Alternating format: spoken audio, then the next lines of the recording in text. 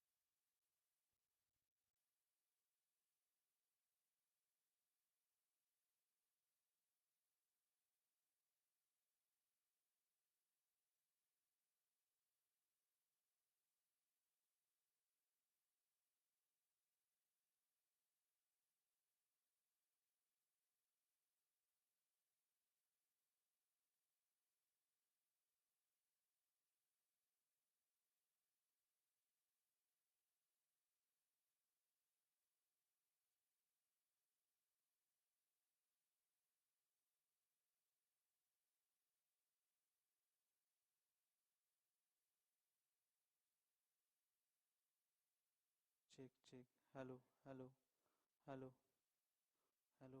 सांगा त्यांना. रोशन hello hello Roshan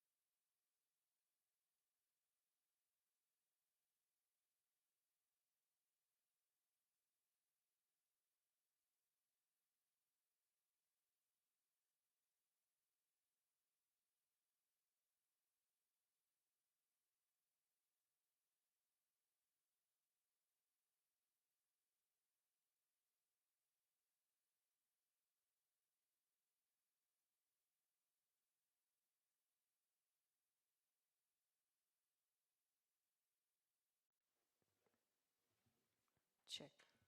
All right. Are we good to start? Yes. Very thanda, yes. Can we have a more louder yes? Are we good to start? All right. A very good morning to one and all. I'm your host Mugdha, and on behalf of Kirloskar Institute of Advanced Management Studies, I would like to extend a warm welcome to you all for KiRiT 2.0. KiRiT is an intercollegiate case study analysis competition. This event is aimed at providing an opportunity to young managerial minds for showcasing their critical thinking abilities in assessing and proposing solutions to real-life managerial challenges faced by organizations. After the success of the first edition of KiRiT 1.0, now KIAMS, in association with Kirloskar Oil Engines Limited, that is KOEL, Kirloskar Pneumatic Company Limited, KPCL, Kirloskar Industries Limited, KFIL, and Arca FinCap announced its second edition, KiRiT 2.0, which was launched on 22nd November 2021. In a matter of few days after the launch, We received an overwhelming response from the top institutes across the country, with over 760 teams registering for the crown jewel of KIAMS. The stage was set for the qualifiers. The round one was online quiz conducted on Dare to Compete platform, where each team had to perform in shortest time and take one step closer to the final. Only 296 teams made it to round two. In round two, the teams were required to submit an analysis of case study to enter the finale. Today, the top 8 teams are here for the final showdown in the battle to win top 2 positions. The 8 teams are as follows: the Team Wizard, Team D, Team Disha, Team Bajaj, Team Corporate Goons, Team Admin, Team Mavericks, and Team Kasukabe Defense Force. Can we have a huge round of applause for all the teams? Congratulations to all the teams. And I'm sure we all are really excited, as well as looking forward for next few hours to find out which team emerges as the champion. A special mention to our dignitaries and judges of the competition for accepting our invitation to assess today's event with their esteemed presence. We now move on towards the auspicious lighting of the lamp ceremony. As a tribute to Saraswati Mata, as we all know, she is the goddess of knowledge. The light is the universal symbol of knowledge and understanding. Lighting of the lamp before any ceremony brings in divine grace and positivity. I would now like to request the leaders of each team to come up here near the stage area for the lighting of the lamp. Can we have a huge round of applause as I request the leaders of each team to please come up here.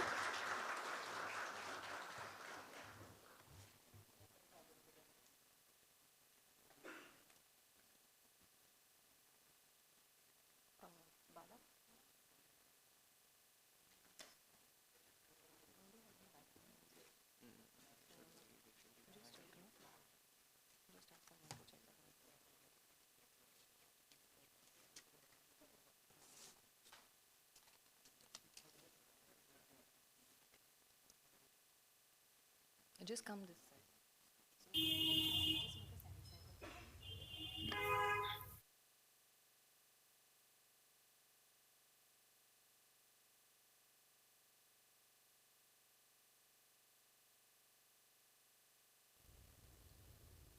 Hello.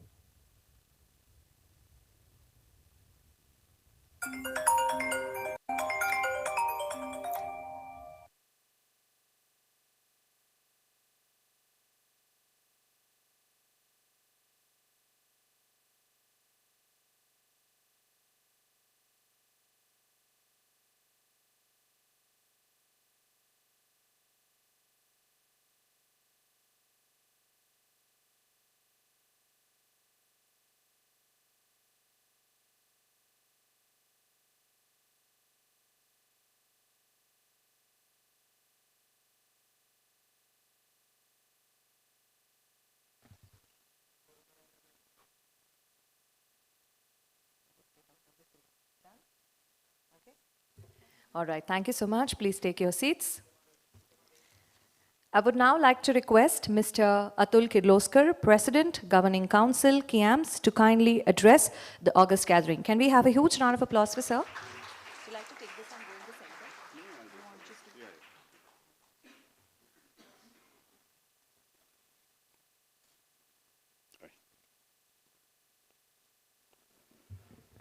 A very good morning to all of you. I'm so happy to be here with you and full campus. I think for 2 years, almost 2.5 years, we haven't had anybody here. So good morning to all of you again. And on behalf of the Kirloskar Group of Companies, as well as your host, Kirloskar Institute of Advanced Management Studies, I'd like to extend a very warm welcome to the second avatar of KiRiT. This was conceived as a case study competition which will not only expose bright ingenious minds like you to ever-evolving operational challenges and disruptive opportunities, but also help us to understand how young, fresh minds perceive, predict, and provide options to all these challenges and opportunities. It is very heartening and encouraging that the competition has received such an overwhelming response, and I would urge you to continue to participate in as many competitions as you can. This will help narrow the gap caused by the academic input, which is unable to keep pace with the unpredictable market needs. Such competitions will also give you an occasion to work as a team to deal with an issue at hand, because oftentimes the best minds, when put together, find it difficult to accept opinions other than their own. When you learn to stand corrected about your viewpoint and also to learn how to convince others about your own views without being overbearing, you can be rest assured that you will be called to the table the next time, because that's when you have earned the respect of others. That you have reached the finale is an achievement, as you are now recognized as worthy of being in the company of the best. Roshan, how it works, how Yes, I sir. would be able to participate, what is the method? No, sir. I'm really sorry that it is mute. I have told that to one mute. Yeah. So technology is still being understood over here. So we are all eager to listen to you, and the fact that the managing directors of the company have taken time to be here is testimony of how seriously they value this competition. They were all once where you are, and they look at you with the hope that one day you will be where they are. My best wishes to all of you, and I'm happy to say that by reaching the finale, you have done yourself, your institute, and also your parents proud. Thank you very much.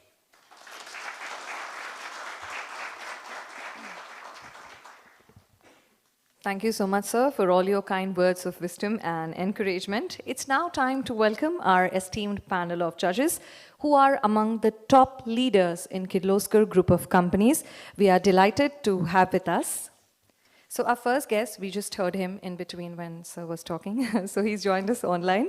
Mr. R.V. Gumaste, Managing Director of Kirloskar Ferrous Industries Limited. Can we have a huge round of applause for sir? Thank you so much for joining us. Actually, the judges don't really need an introduction, but I would just like to give you a slight highlight about them. So Mr. Gumaste has been associated with the Kirloskar Group since July 1981, when he joined Kirloskar Oil Engines Pune as a graduate trainee engineer. He joined Kirloskar Ferrous project team in the early stages of project implementation. Mr. Gumaste also developed and implemented systems in sourcing and marketing departments. Mr. Gumaste was awarded Samaj Shri by the Indian Council of Management Executives, Mumbai, standing services rendered to the public. Thank you so much, sir, for joining us. Moving on to our next judge, Mr. K. Srinivasan, Managing Director, Kirloskar Pneumatic Company Limited. Mr. K. Srinivasan, till recently, was the Managing Director of KIAMS. KIAMS is a leader in abrasives, ceramics and electro-minerals and a part of the Murugappa Group, currently Managing Director at Kirloskar Pneumatic Company Limited, Pune. As Managing Director in 2005, he had grown KIAMS from a leading Indian abrasive company to a global player with major operations in Russia, China, South Africa, Australia, and Thailand. Can we have a huge round of applause for sir? Thank you so much for joining us. Moving on to our next judge, which is Mr. Sanjeev Nimkar, Managing Director and CEO, Kirloskar Oil Engines Limited. In his current position as Managing Director and CEO, Mr. Sanjeev takes care of domestic as well as international business operations of KOIL for power generation, industrial engines, spares and service. Mr. Sanjeev has been instrumental in transforming KOIL's business processes as a digitally connected, customer-centric organization from 2012. He is the recipient of numerous industry honors for his contribution to the industry in various fields. Can we please clap and welcome, sir? Thank you so much for joining us. Moving on to our next judge, which is Mr. Mahesh Chabria, Managing Director of Kirloskar Industries. Mr. Mahesh's belief in emerging India growth story and corporate India's global aspiration led him to join Actix, a long-standing leading private equity fund. Before Actix, he was partner at 3i, another private equity fund for whom he was lead partner for healthcare investing. He is currently the managing director of Kirloskar Industries Limited and is driving the strategy, capital allocation, risk and new investments for the group. Let's hear it for Sir. Thank you so much. And lastly, Ms. Gauri Kirloskar, Non-Executive Director at Arca FinCap. Ms. Gauri Kirloskar received a BSc in Business Administration with a concentration in Finance from Carnegie Mellon University, USA. Ms. Gauri worked as an investment banking analyst at Merrill Lynch in their mergers and acquisitions group. Since moving back to India in 2010, Ms. Gauri has been focusing her efforts on strategic initiatives for Kirloskar Group into infrastructure and investment, as well as functioning as a director and observer at several Kirloskar Group companies. She is also an active member of the committee of Kirloskar Oil Engines Limited that looks at new investment initiatives in the energy space. Can we have a huge round of applause and welcome ma'am.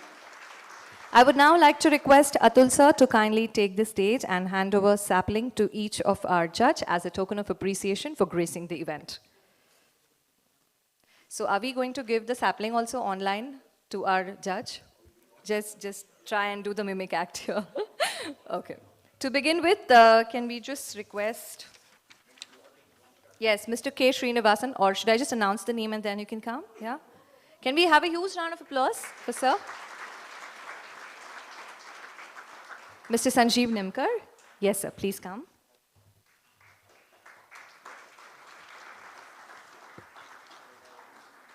Mr. Mahesh Chabria.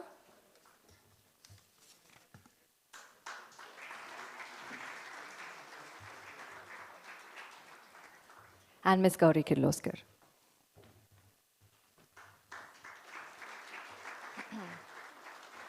Thank you to all the judges and thank you so much, sir. You may please take your seats. I would now like to invite on stage Dr. Ashok Patil to felicitate our case writers from Kirloskar Group Industry who developed live cases for KiRiT 2.0. Yes, sir. Can we please have you on stage? Let's hear it for Dr. Ashok Patil. To begin with, can I request team KPCL to please come up on stage? I would just like to announce their names. Dheeraj Zadhav.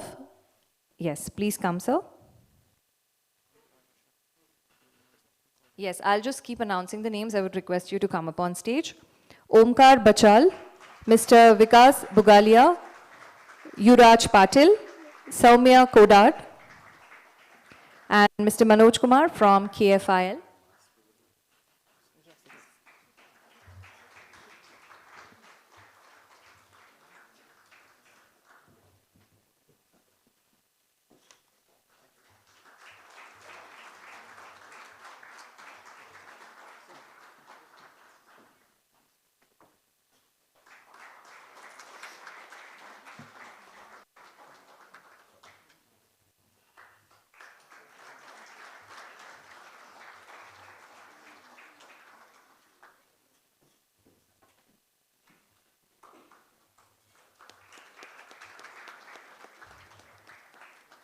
Thank you so much, sir.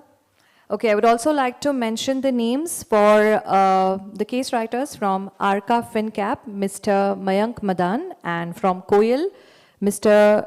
Jayendra Gangal. They are not present at the venue, but let's just applaud for all the effort that they have put in. So thank you so much for writing these cases. Thank you so much for everyone for marking your presence at this legendary moment.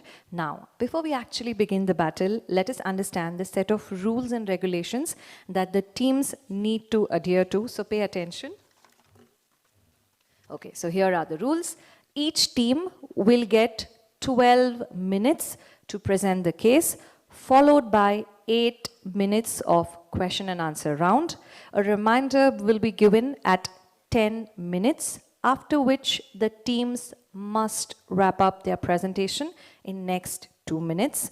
Please make sure that you do not mention the name of your institute either on the PPT or while speaking. Now, the order of the teams has already been set, and I'm sure it has already been informed to you. So I would just request Team Maverick to stay back, but we'll have a photograph first. So can I request all the judges to please come up on stage? Let's just have a group photograph with the teams, and then we kickstart the competition. Can I also request Mr. Atul Kirloskar to join us along with our esteemed panel of judges? Yes, so I would request the teams to come up one by one. Let the judges come first, and then you guys can join. That's what I'm doing.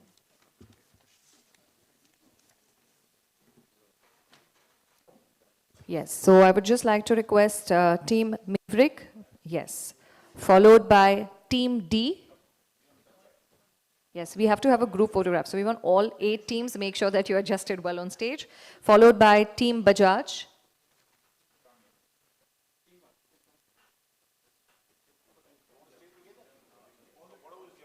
We are doing all 8 teams together, everyone in one frame. Yes, Team D, Team Bajaj. Followed by Team Admin.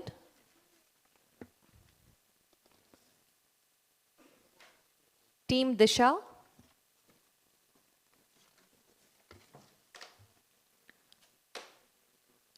Team Kasukabe Defense Force. Team Wizards Force. And lastly, Team Corporate Goons.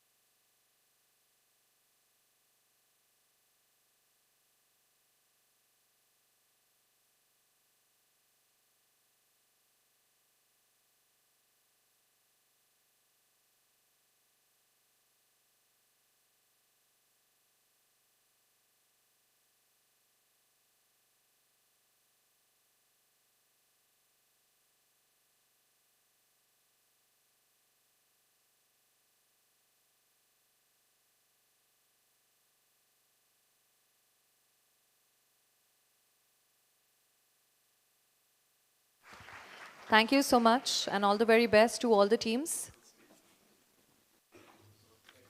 I would like to request Team Maverick to stay back while the other teams are requested to move out. We'll be calling you. Yeah, we'll be calling you once we are done with each team. So let's take a quick 5 minutes break and shuffle and get ourselves adjusted.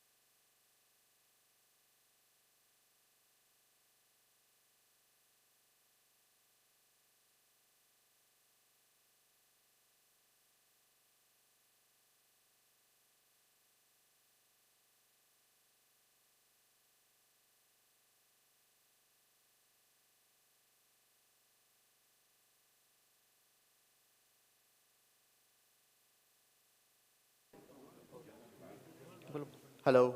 Yeah. Hello. Hello.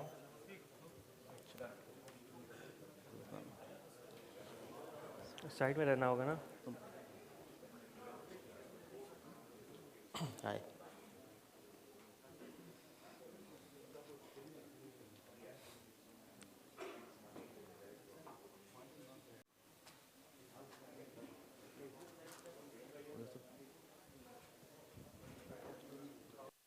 जब time हो उनसे बोलना तो just आवाज.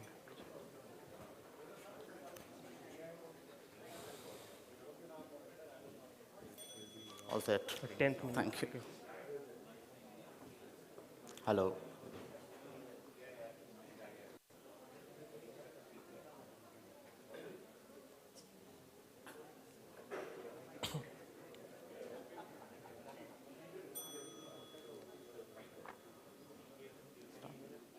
Yeah, yeah. Start. Okay. Good morning. Yeah. Okay, okay.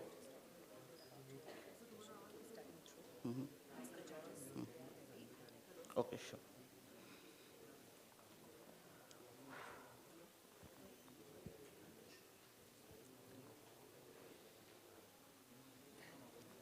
Yep. Yep. Okay.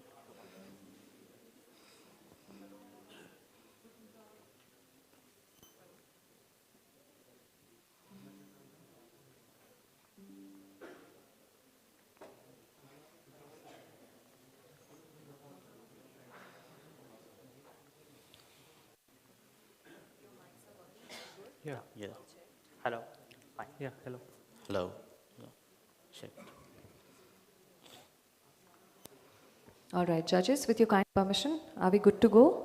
Yes? Okay. So the first team for today is Team Maverick. The team members are Mamoon Azam, Kumar Kishan, and Dheeraj Namdev. So let us understand what this presentation is exactly going to be. So Mr. Murthy of XYZ Limited wants to diversify the product line by ensuring the QCDS.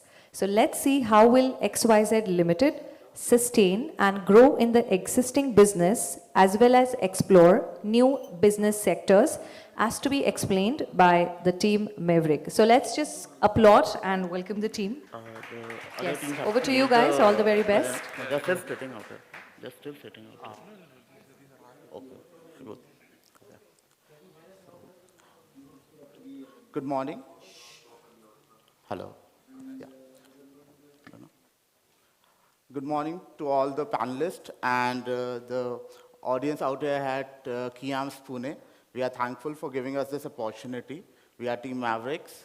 And the case we are going to talk about today is about a leading jobbing foundry company named XYZ, and it aims to increase its turnover by 4 times over a period of 6 years, from 135 million USD to 500 million USD. It has a 13.9% market share in the leading jobbing foundry businesses and is only majorly serving the automobile sector. On the other hand, if we talk about the Indian aspect, India is the second largest casting producer in the world, and this serves as a market for XYZ to diversify. Also, the Indian automotive industry has seen a disruption through the entry of the electric vehicle market. The EVs are being supported by the government policies in terms of the National Electric Mobility Mission. Also, not to forget that the government has put forward a target of achieving 30% electric vehicle penetration by the year 2030, and this is only in the private sector. For the commercial sector, the numbers are pretty high. So, is our current portfolio ready to to give us or achieve our 500 million objective or not? These two scenarios are here. We'll analyze one by one them. So in the first scenario, we have taken that the annual order rate will increase at a CAGR of 20%. This has been taken based upon the orders that were given for financial year 2021 and the orders that were given for financial year 2021 and 2022. Based on this, we come to know that by financial year 29, we will be able to achieve our objective. Whereas in the second scenario, if we talk about, we have taken that the orders will increase at a rate of 10%. This is equivalent to that of the grey cast iron market CAGR in India. So if we see that, we will be able to achieve the 500 million mark by the year by FY34, which is well beyond our timeline. We cannot think about moving at this pace. So what shall be done? In order to reach the mark that we have set for 2027, we would like to diversify into the following 4 sectors. The reason why we want to diversify in these 4 sectors only is the fact that these are the highest market shares after the automobile sector in the grey cast iron market.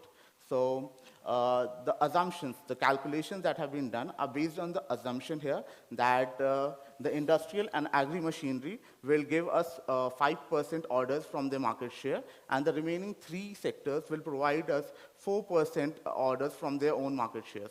There, we will enter these 4 sectors by the year by FY24, and by 2027, we will be able to achieve the 500 million turnover with a capacity of 4.77 lakh metric tons that would be required. Now, if we are talking about entering into the EV market, it is a hot piece of cake as of now. Everybody wants to enter this market, and if we start setting up our own capacity or our own plant, then it will take us close to 2 years. And we will, so in order to reduce the time to market, we propose to acquire an existing aluminium die casting facility, such as the Best Pras Engineers Private Limited, based out of Kolhapur, because these are this would allow us to have that particular capacity and enter the market very soon. Also, since aluminium die castings do not require much of the finishing operations, this could have added value to us, and also that, the aluminium market is sold at a price of 3 times as compared to that of the grey cast iron market. So once we have entered the market and established a market share over there, we will be deploying the market leadership strategy, like penetrating the market as well as exporting our products to the other countries, for which Best Pras is again a good choice, because they are currently exporting it to the other countries as well. Now over to Kishan for the next slides onward. Okay, thank you, Mamun. So these are the product diversifications of all the cast irons. So these are the usage of the different industries in the cast iron. So grey cast iron, CG iron, the SG iron. And then second part, this is the pie chart of iron and steel casting markets here, and it is majorly captured by the automotive industry, and it is approximately 1/3 of all the industry. And this pie chart actually made of according to the US dollar in millions. And in the right side, this is the different continents in all over the world. And the Asia Pacific actually contribute the 60% of all over the world market share. And in the below side, so these are the different continents and the major countries which is covered in like in Asia Pacific. There are the China and India, which have actually the grey cast iron, CG iron, and the spirit gas iron. So in the next slide, so this is the grey cast iron market share. That is in 2020, this is approximately $145.97 billion, and it will grow with a CAGR of approximately 5.4%, and it will reach approximately $210 billion till 2027. And the major sector which is covered in the grey cast iron is actually used in the light vehicles because of their lighter weights and the higher strength. And in the second one is the compacted graphite iron, and the market share is in 2020 is approximately $7 million. and it will grow with a CAGR of approximately 4.7%, and it will reach with the estimated of $9.5 million till 2027. And the major sector covered in the automotive industry, and it is approximately $4.5 million in 2027. And in this slide, so these are the report of the gray cast iron, compacted graphite iron, the spheral graphite iron, and these actually covered the segments, the growth drivers, and the pitfalls. So the majorly growth drivers is the growing adoption of the lightweight automotive vehicles in all the cast iron, that is the gray, CG, and the spiral, because of their lighter weight and the higher strength in the casting industry. And these are the market share of the spiral graphite iron, and it is approximately 3,130 US dollar in 2020, and it will grow with a CAGR of 2.2%, and till 2027 it is approximately 3,652 US dollars. And this report actually covered the different segments and demand in segments, and the development history, current trend, and the estimated forecast till 2027. And in the right side, these are the bar graph of the global compacted graphite iron revenue by grade, that is the 300 MPa and the 400 MPa from the 2070 to 27, and it is approximately grow from the 10,000 US dollar thousand to the 11,000 US dollar. So thank you, and from here, Dheeraj will continue. So after looking at the capacity expansion plan as well as the cast iron market that we have already seen, we would like to focus upon the lightweight metal industry, which majorly consists of aluminum, magnesium, and zinc, with aluminum consisting of more than 80% of the total parts that we have. So the next thing is about the aluminum content per vehicle. When we look at the Indian market, only 40 kg per passenger vehicle is at the stage that we are right now. And when we look at the global market, 160 kg per passenger vehicle aluminum is being consumed. So looking at the different technology that is being developing into this sector and the aluminum content per vehicle. So when we look at the internal combustion vehicle as well as the plug-in hybrid electrical vehicles, we can completely see over here that the share will be approximately around 380 kg per vehicle that we're going to get it. So we try to understand the industry with the help of Porter's 5 forces, and looking at the investment that is going on right now. Major players from China, Japan, etc. are interested into this industry. Looking at the growth, the competition will be high into the future. And when we talk from the substitution point of view, we have magnesium and zinc, but it will take a little bit more time from the future perspective and the kind of product that we have into the electrical vehicle segment. Moving on to the next slide. So we try to analyze like what Indian competitors are doing into this aluminum industry. So we try to understand the capacities as well as when we are talking about light metal, so are they into magnesium and zinc also, and what they are trying to do into this industry. So we try to analyze the capacities of the different industries that we have and what what kind of die casting technologies they are using over here. So when we talk about the concentration of the Indian market, top 5 companies, that is Rockman, Sandhar, and Endurance and Ricoh constitute around 56% of the total market, and rest of the market is quite fragmented. Moving on to the advantages of aluminium, being it is a lightweight and durable and provides good strength to weight ratio. When we talk about challenges, as industry is growing, it has to face certain challenges. The first thing is about internationalization. So when you talk about internationalization, what is happening right now? Since the EV market is supposed to grow, the many players from Japan, China, US, etc. are being interested into this industry, and it's being found that the companies which are specifically catering to the OEMs, they need to focus themselves from international point of view as well. Product portfolio, as we see stringent emission norms, so products are going to change. So according to that, the industry needs to able to focus on that. Third thing is about technologies. So as the different product portfolios are coming, so we should have a flexible manufacturing capability as well, and the capability which will be able to ensure the domestic consumption as well and focus upon the international focus as well. From the expansion strategic point of view, yes, we need to focus upon engine components, but at the same time, we need to also go to the non-engine components as well. And apart from the two-wheeler and four-wheeler vehicles, three-wheeler industry, which has shown a dip of around 80% during the time of COVID, we can consider that it will have a boost into the next 2 to 3 years. So something which we can focus upon. Now, we also try to map the risk mitigation into 3 dimensions, that is strategic, operational, and regulatory. And we try to assess the risk score on the basis of secondary research using different research papers. And this scale that we are seeing over here from 0 to 5 is on the basis of Likert scale, that is strongly disagree to agree, strongly agree. So in strategic point of view, we considered like if it would be there would be the presence of new entrants, so how we are going to do that. So already Kirloskar is following uh, for securities principle with an excellent customer relation management that can be used. And apart from that, different risk mitigation plans have already been discussed over here. So overall, I would like to conclude over here that apart from the capacity expansion plan that we have taken into consideration, diversification, specifically into the aluminum die casting industry and looking at EV growth prospect, diversification is something which will be the way ahead for the Kirloskar industry. Thank you. Thank you. Thank you.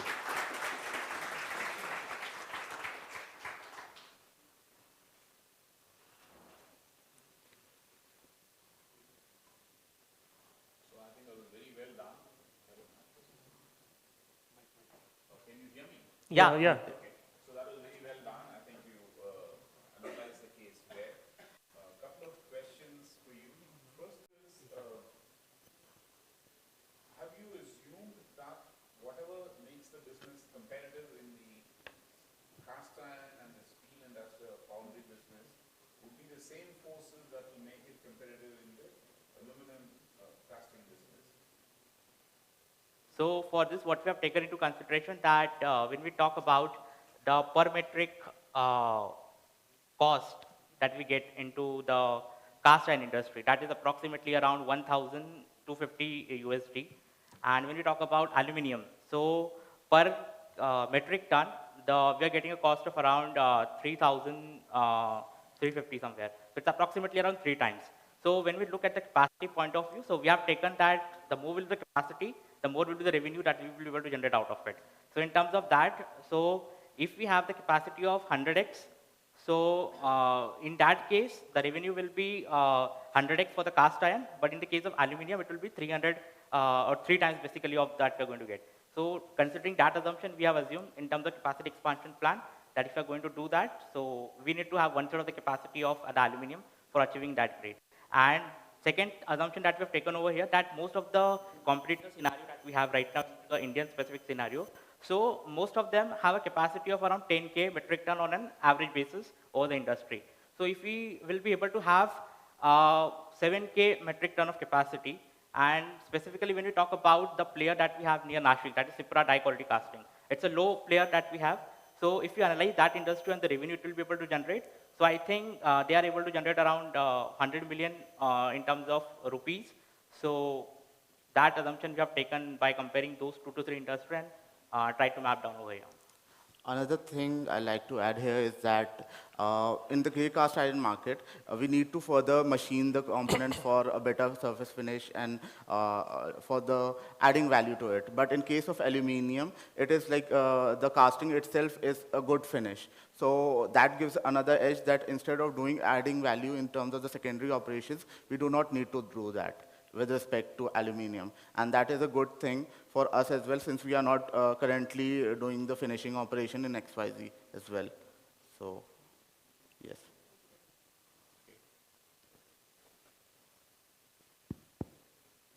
Yeah, good morning. It was a very well analyzed case actually, as Srini was mentioning. Just taking over the point where you ended, that aluminum has a better finish.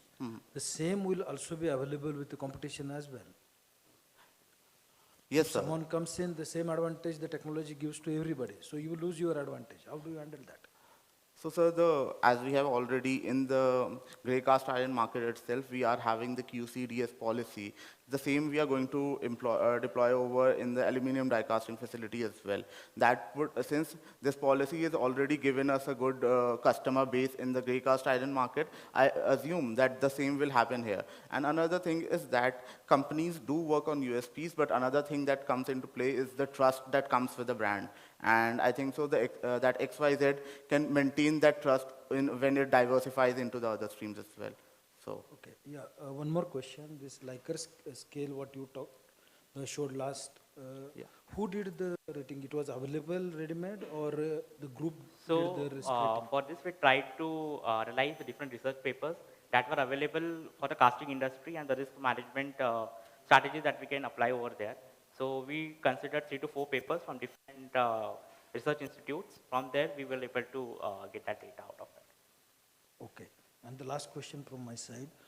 Two places you have mentioned that the industry is highly fragmented, whether it is existing business or even the new business, aluminum business, what you have looked at it, market is highly fragmented. Given that scenario, what is the single most competitive advantage in the new scenario which you will be recommending? So for this, as the industry is growing, specifically when we talk about electrical vehicle segment, so most of the components are completely new. They require new technologies to be manufactured. So the one thing that we need to focus over is, though we have a competitors into the place, they have a technology as well, but they have the good machineries that we talk about in aluminum die casting. So when we talk about the Alcoa, which is in the Italy and European side, so they are coming up with new technology of using the aluminum scrap so as to purify it and again use it. So certain what will be the competitive advantage is how we are going to use sustainability as a concept over here. It's not just about using the aluminium, but we will be using the scrap aluminium as well, and then we'll be able to brand it ourselves. But that not only we're focusing on the EV, sustainability is something which we're focusing from the reverse supply chain point of view as well.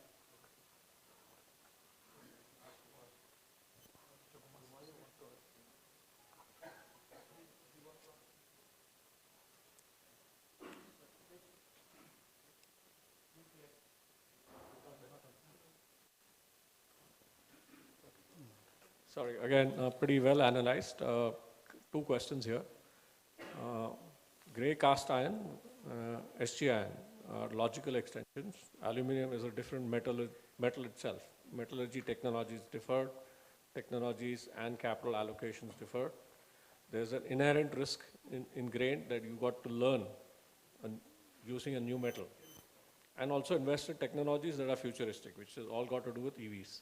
So what's the risk mapping that you guys did while you put it out? But I just want to understand your risk rationale. And then in terms of risk rationale, the related question is, do anyone who is getting into this space, should he be focused on protecting the core, which is gray cast iron, to first implement and become still bigger and stronger?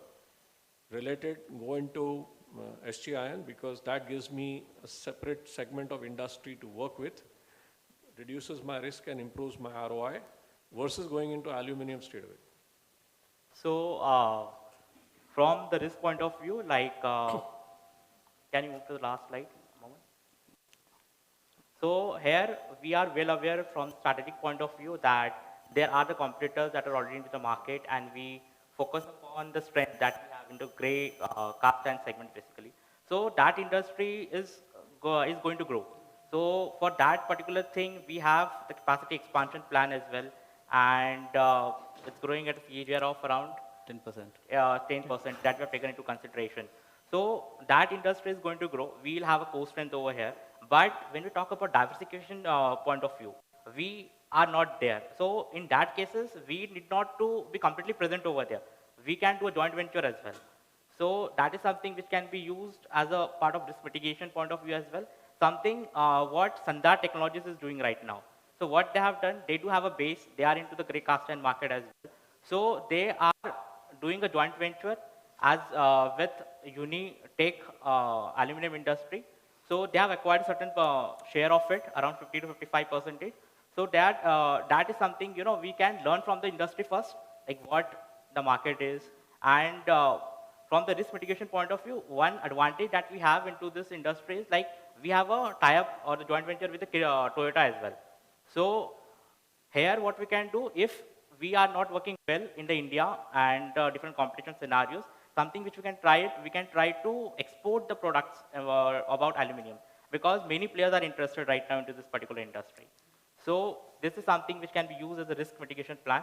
And apart from that, there is something, when you talk about technologies, it will be a huge investment.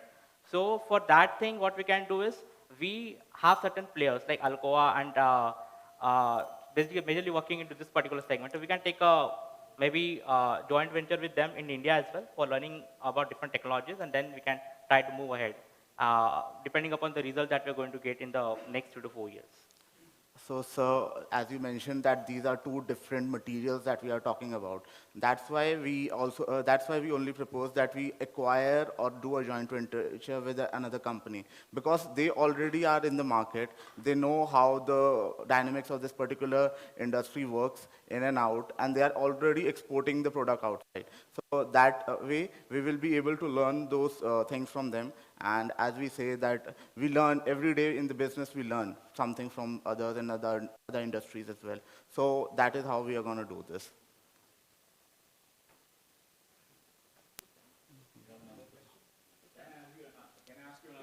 Sure, sir. Now, the cast iron industry is essentially seen as a global or a local industry. And have you analyzed whether the aluminum pressure die cast industry is a local or a global industry? Is they both the same? You'll have to look at that. I think one of it is a global industry, one of it is a local industry. So we did a little bit of research on that as well. And when you talk about foundry industry, India is like the second largest foundry industry that we have right now. And looking at aluminum consumption, the content per vehicle we have. So foundry industry, when you talk about cast iron, is considered to be a local industry and it's considered to be a local industry. And second thing is about aluminum. Since we have to grow, we need to take into consideration that the vehicles that we manufacture in the India, we have around 40 kg per passenger vehicle content when talk about in terms of kg. And when you talk about the global market, specifically about US, Europe, so we have 160 kg per passenger vehicle. So I think that's the difference that we are able to see.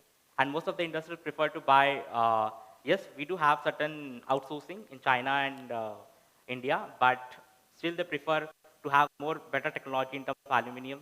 The quality that they are going to get is more into from the European and the US perspective. That's what we think. That's what we, have researched so far.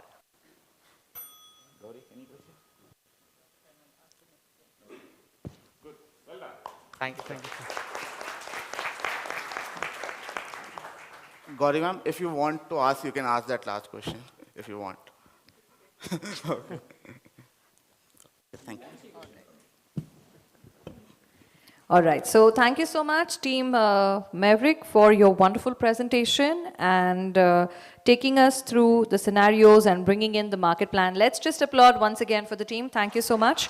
I would like to request the team to move out and invite the second team on stage, which is Team D. So can I request the members to join in? Devavrat Mahajan.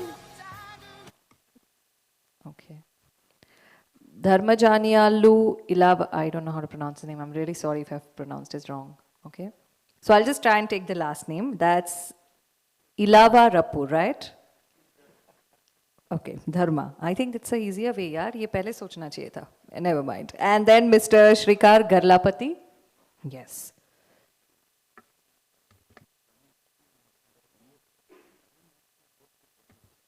Meanwhile, the team is getting ready. I would request all of you to kindly applaud for Mr. Chakravarti from KFIL. He's not here, one of the case writers. Let's just applaud for the effort that he's put in.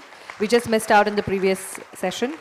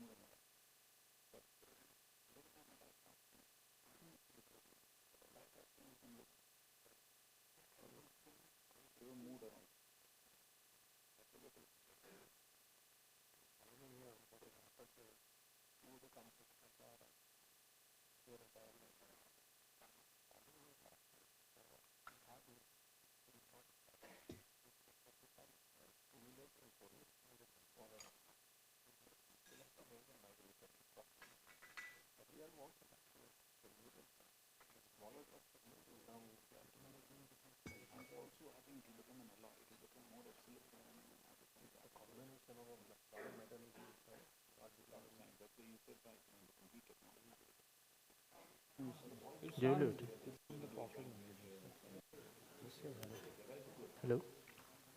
Hello. Yeah. Hello. Hello. All right, so let us understand the case scenario. Mr. Suresh, MD of FCL, has realized that the SME leading vertical will struggle to achieve its yearly target set at the start of the financial year. Let's see how Team D will address this concern and suggest strategies to get vertical back on track. Are we ready? Let's just have a huge round of applause and welcome Team D. Okay, so good morning everyone. We are Team D and we have analyzed the Fincare Capital Limited case. We have identified 5 key areas which if improved would not only help FCL achieve their targets but also exceed them and achieve a competitive advantage in the long run. So moving on to the executive summary. We have found out that the MSME sector in India is quite perfectly poised and poised for strong growth in the coming years. To tap into this market, it is very, very important to improve our method of data sourcing. Other than that, in the long term, a complete digital overhaul is necessary, which would also be dynamically updated as the technology is moving, because this is poised to be a very fast-paced industry in the coming years.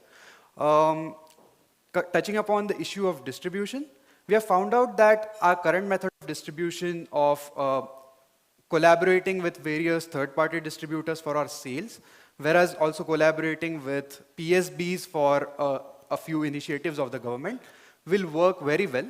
But in the long term, we have to move to an in-house sales team and implement a bionic sales model, which we find to be very useful for our goals. Touching upon the topic of portfolio, we find that the current market is far from saturated. So our current portfolio will be more than enough to expand and achieve our short-term goals. However, in the long term, we need to hedge our risks and expand into newer markets as well. So we have suggested a plan to expand our portfolio. Now going into the details of each.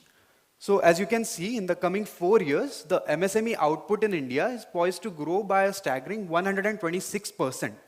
At the same time, we can see that the NPA rate in self-help groups has been drastically declining, showing that the risk in this sector is going down.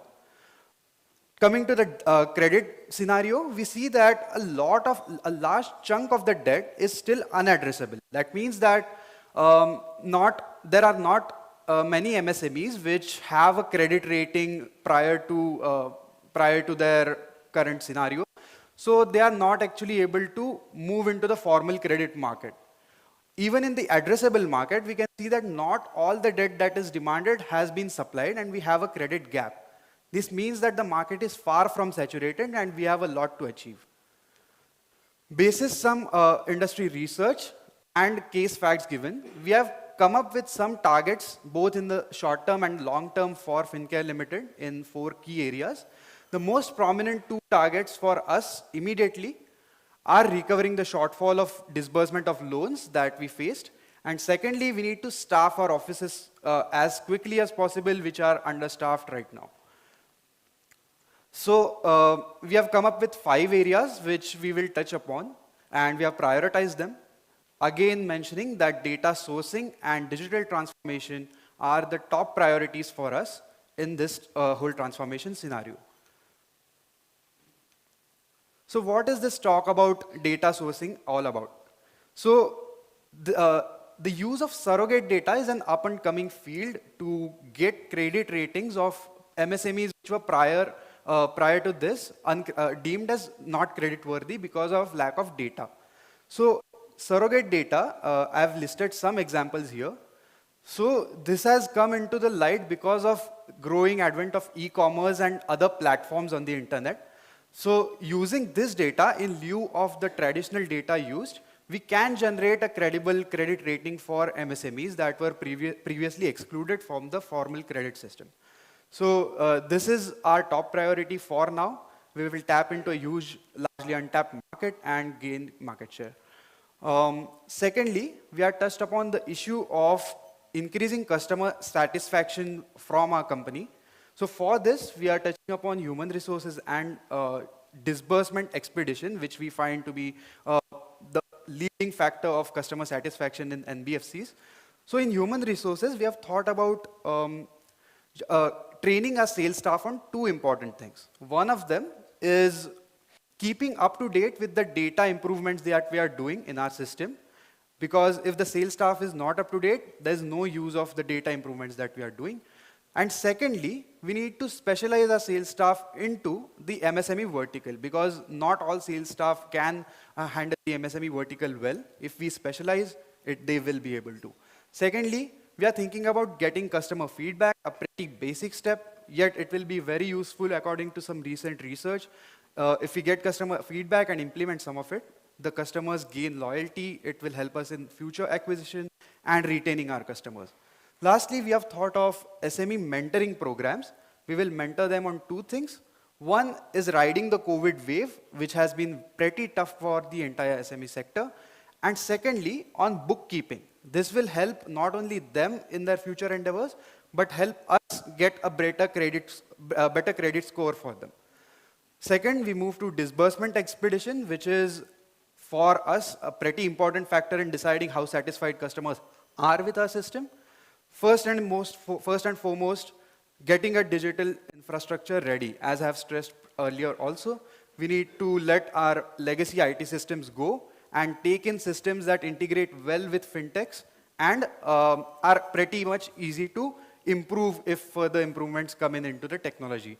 Second, we think of end-to-end digitalization process of loan disbursement. We think of truncating paper trails at the very first point of contact of the customer, and after that it should be entirely digital. It will help in transparency as well as helping us keep a track of the loans better. Lastly, we think of fintech partnerships.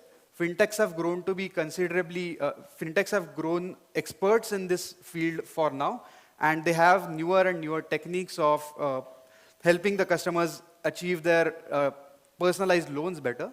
So I think this will help us in the long run. A low priority thing will be pricing.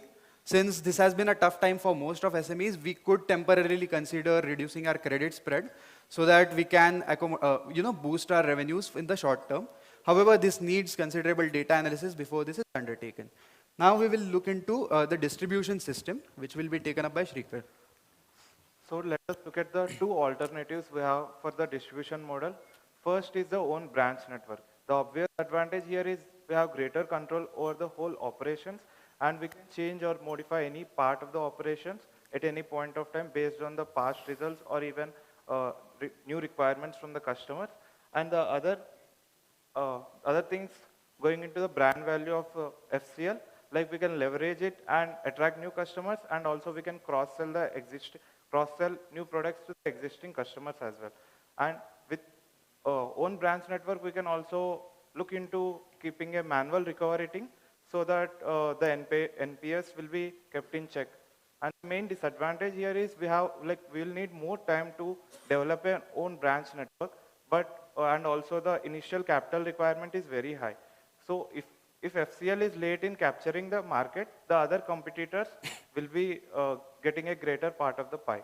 And coming to the fintech collaborations, the company can learn many things from the fintech partners, as they are already in the space of disbursing loans to SMEs. And we can even know the technology trends in the NBFC space. By this, we can also implement the same technologies in other areas as well. But the main disadvantage here is considering it is difficult to get the right partner for the collaboration, and also there might be compatibility issues in operations or even ideology and product mix as well. So keeping these things in mind, and also short-term targets and long-term targets we have kept for the company, we propose a collaborative sales models in the short term and bionic sales model in the long term. So for example, in partnership, we can partner with PSUs for co-lending. With the EASE 4.0 reforms by the government, we can also look into co-lending for SMEs. With just 20% risk exposure, we can just give the customer service and grievance redressal as well.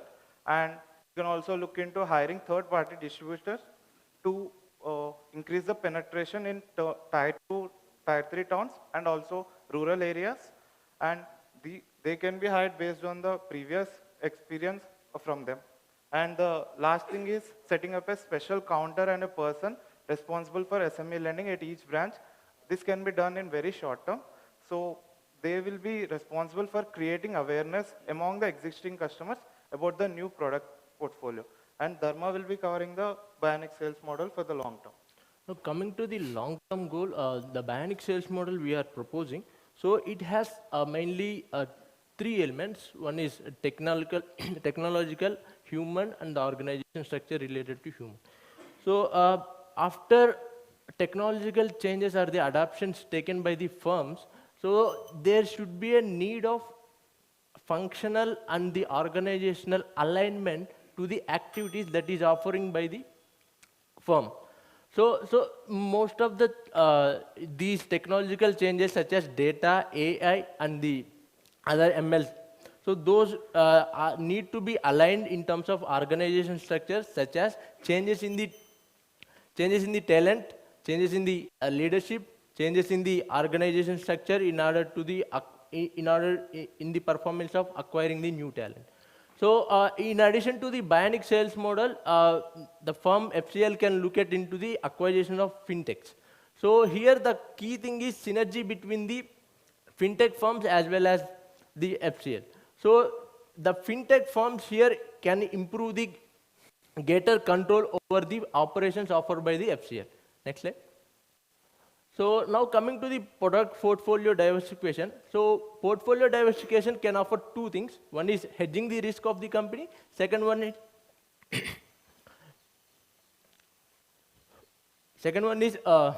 it can increase the personalized customer experiences. So now we diversified into three categories based on the collateral. So those are secured, partially secured, and unsecured loans. So now coming to the secured loans, currently FCL is targeted in this sector, and I mean in this segment, and it has the expertise in the field. So to increase the more customer offerings and the personalized offerings, so they can look into different types of collateral as mentioned. So for the long run, they can look into the partially secured as well as the unsecured loans. Thank you.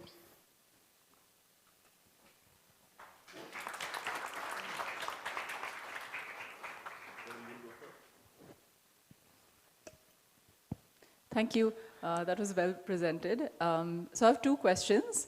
One is you mentioned that the MSMEs have been going through a very stressful period in the last 2 years, which is true. But there was also a graph that was shown where the NPA rate is declining. So why do you think that is? So actually the NPA graph was pretty much short term. It was just the past 4 quarters. So I think that has been happening because after the COVID pandemic started to go on the downhill, the self-help groups have reconciled their loans and they have managed to, finance their proceedings gradually. But because of the COVID, maybe there was a peak and that has now started declining, because that's why maybe we are seeing a decline in the NPAs overall. Okay, great. And the second question is, when we're looking at fintech partnerships with a third party, what do you think are some key considerations we should look for in a partner if the ideology and the product mix match? What else should we be looking for? Or making sure that they don't have in terms of due diligence? I think we should be looking at the coverage first. They should have a significant amount of market share in the market, and also the customer experience should have to speak for it as well.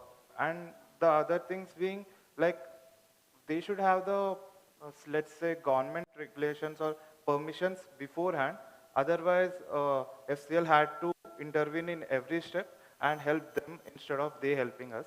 And the other things being like the funding, we can also look at the funding, and also if they are like operating losses, if they are in operating losses, it might be difficult to fund FCL as well as the new fintech company.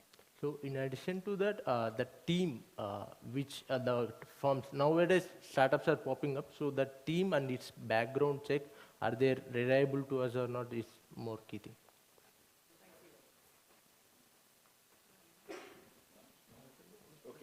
Can I request you to, first of all, I think it was well presented. I think you split the work well between the three of you, and you did it well.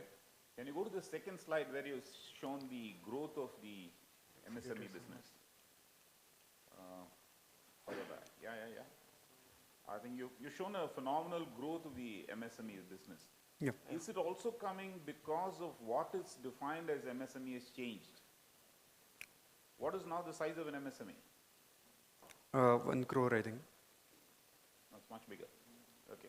So there's a big difference that has happened. Second is now there is additional funding available to MSMEs to wherever they supply to listed companies, that they get their receivables back or they get their money back at a shorter period, a defined period and an interest. Consequently, their requirement of funding is also not as extensive as it was. Have you analyzed what has changed in their funding requirements?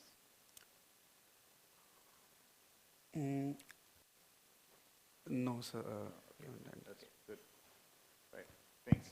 Yeah, good presentation. Coming to one point which you have repeated quite frequently is data sourcing, because you are going into the domain where the credit rating is not available. Yes. For all those things. Did you check some similar methodologies used by any other NBFC, not in our country but somewhere else, very successfully? What kind of data points were picked up? Because you have given some references which are available locally, but there will be a huge learning curve of our own, because nothing is proven. We will be developing something and it need to be tested at our own financial risk. Right. So did you check anything which is already proven? Yeah, so the data sources that we suggested were actually taken from outside, because it was suggested by BCG once. So they have taken it from their customers in the USA. So we can think about, and since they have experienced it in the USA, they have translated the same to India as well. And the data sources that I suggested here were actually specific to India. There are some specific, so these have undergone, I think, BCG has suggested them to a few partners prior to this. So I think we can take a look at how they have done using these data sources and how their NPAs or how their credit worthiness actually turned out in the long run. But I think it is more important to go into it now, not go by our gut per se, because if we don't, then the others will, and maybe we can fall behind in this sector before we even enter it. Okay. Again, good presentation. Couple of questions again. The MSEV space is largely dependent on who they partner with and supply material into. And there are various sectors in the economy that do well at points in time and some don't do well at different points in time. COVID is a classic example of industries that have done pretty well during COVID times and certain industries that actually faltered completely or fell. Do you agree on an approach to dissect the MSME space based on sector or non-sector approach, your view? Because I didn't see that in the presentation. I'm just trying to dissect where you are trying to take the MSME market in the first place. Second part is what Sanjeev asked, which is a point pertaining to data and all the points that you mentioned. I completely agree with you that data is becoming very crucial and critical, and the aspect that you said that we need to mentor and coach MSMEs to also agree and adapt to sharing or becoming more transparent and coming more in the formal sector space rather than continuing to remain informal. Now there's a challenge because they're not used to this method of transparency in the system, and the Indian economy and the Indian government and all of us want it. Fintechs will love it if that data comes in, but it doesn't come in that easily. So there is a bridging time and a gap to make that transition happen. But the transition can happen only and only if the MSME decides to make the investment internally rather than externally. Funding is available. If you decide to take it, you got to be open enough to say, this is who I am, and share open. And there again, I have this question to you guys as a team. In your inference that you did based on this case study, did you, assess this part of the challenge and therefore make your submission? Yeah, so answering your first question, actually, we have thought about dissecting the MSME space into different sectors because, as you said, there is no one solution to fit all. Our solution points to going on as granular scale as possible. Now, we will obviously cluster the MSMEs into various clusters that give to a consistent rating across one cluster. consistent trends of economy across one cluster or consistent profitability across one cluster. So we will have to cluster them according to that and target them differently. So that's the answer to your first question. The second question was about investment in data, right? So I think that it is not as if that the MSMEs are going to spend a lot and not going to get returns. Investing in data is going to help them in the long run get better funding, get funding at a lower rate. So just making them understand, I guess, for now that the cost benefit analysis does work out at this stage for them. Investing in better data, better sources of better bookkeeping, etc., will help them not just as an MSME, but also I mean, it economically works out. So I guess making them understand this analysis would help them make this investment better. I guess this would also be with the help of the government. The government needs to step up and intervene in this, but I guess we can do our part by mentoring and explaining all of this to them as well. The last question, again, follow through of what you presented, was about collaborations with fintech, and you did talk about cross-sell. Okay. Who owns the customer is the question, and that's the key challenge. If I do collaborate with a fintech guy, is the customer his or mine? And therefore, how much can I cross-sell? Sir, for example, let's take Paytm Postpaid. All the services are provided by Paytm, but the credit is given by other NBFCs like Clicks and Aditya Birla Capital. So in that case, I am a Paytm customer only, but if we see that we have to spend very less in providing customer experience and also platform, and also we can get the margins from them. It is kind of a side thing, it should not be the main, as in the long run, it is a disadvantage for us as well. So keeping short-term targets in mind, we can partner with fintech, but in long term, we have to develop a platform or any sort of process for us as well. Yeah, and just adding on to that, I don't think there's a concept of, I guess, owning the customer, because in a lot of fintech payment space, we have a long set of partners or players in between the supply chain that act upon to cater to a single customer. I don't think we can actually denote it to any specific one. Each one of them has that data that the customer is using. So I guess the customer would belong to any one of them or all of them also.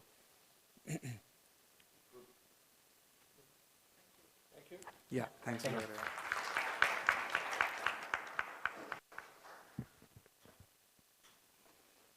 Thank you so much, Team D, for your delightful presentation on the case by market analysis and industry research. I would request the team to move out. And the next team is Team Bajaj.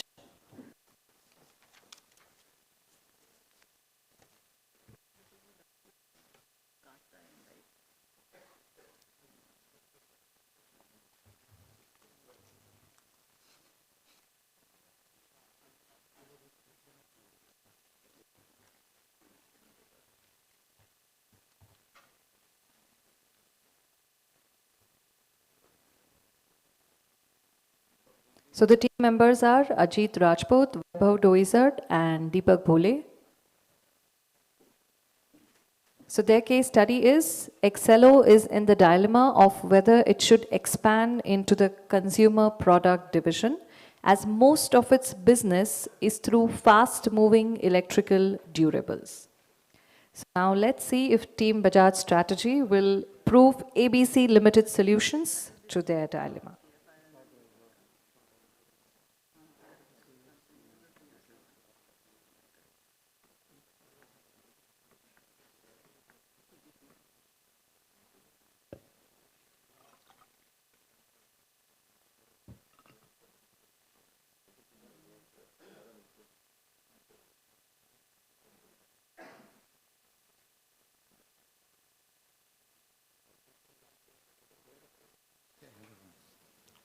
Hello. Yeah, yeah. Mic check.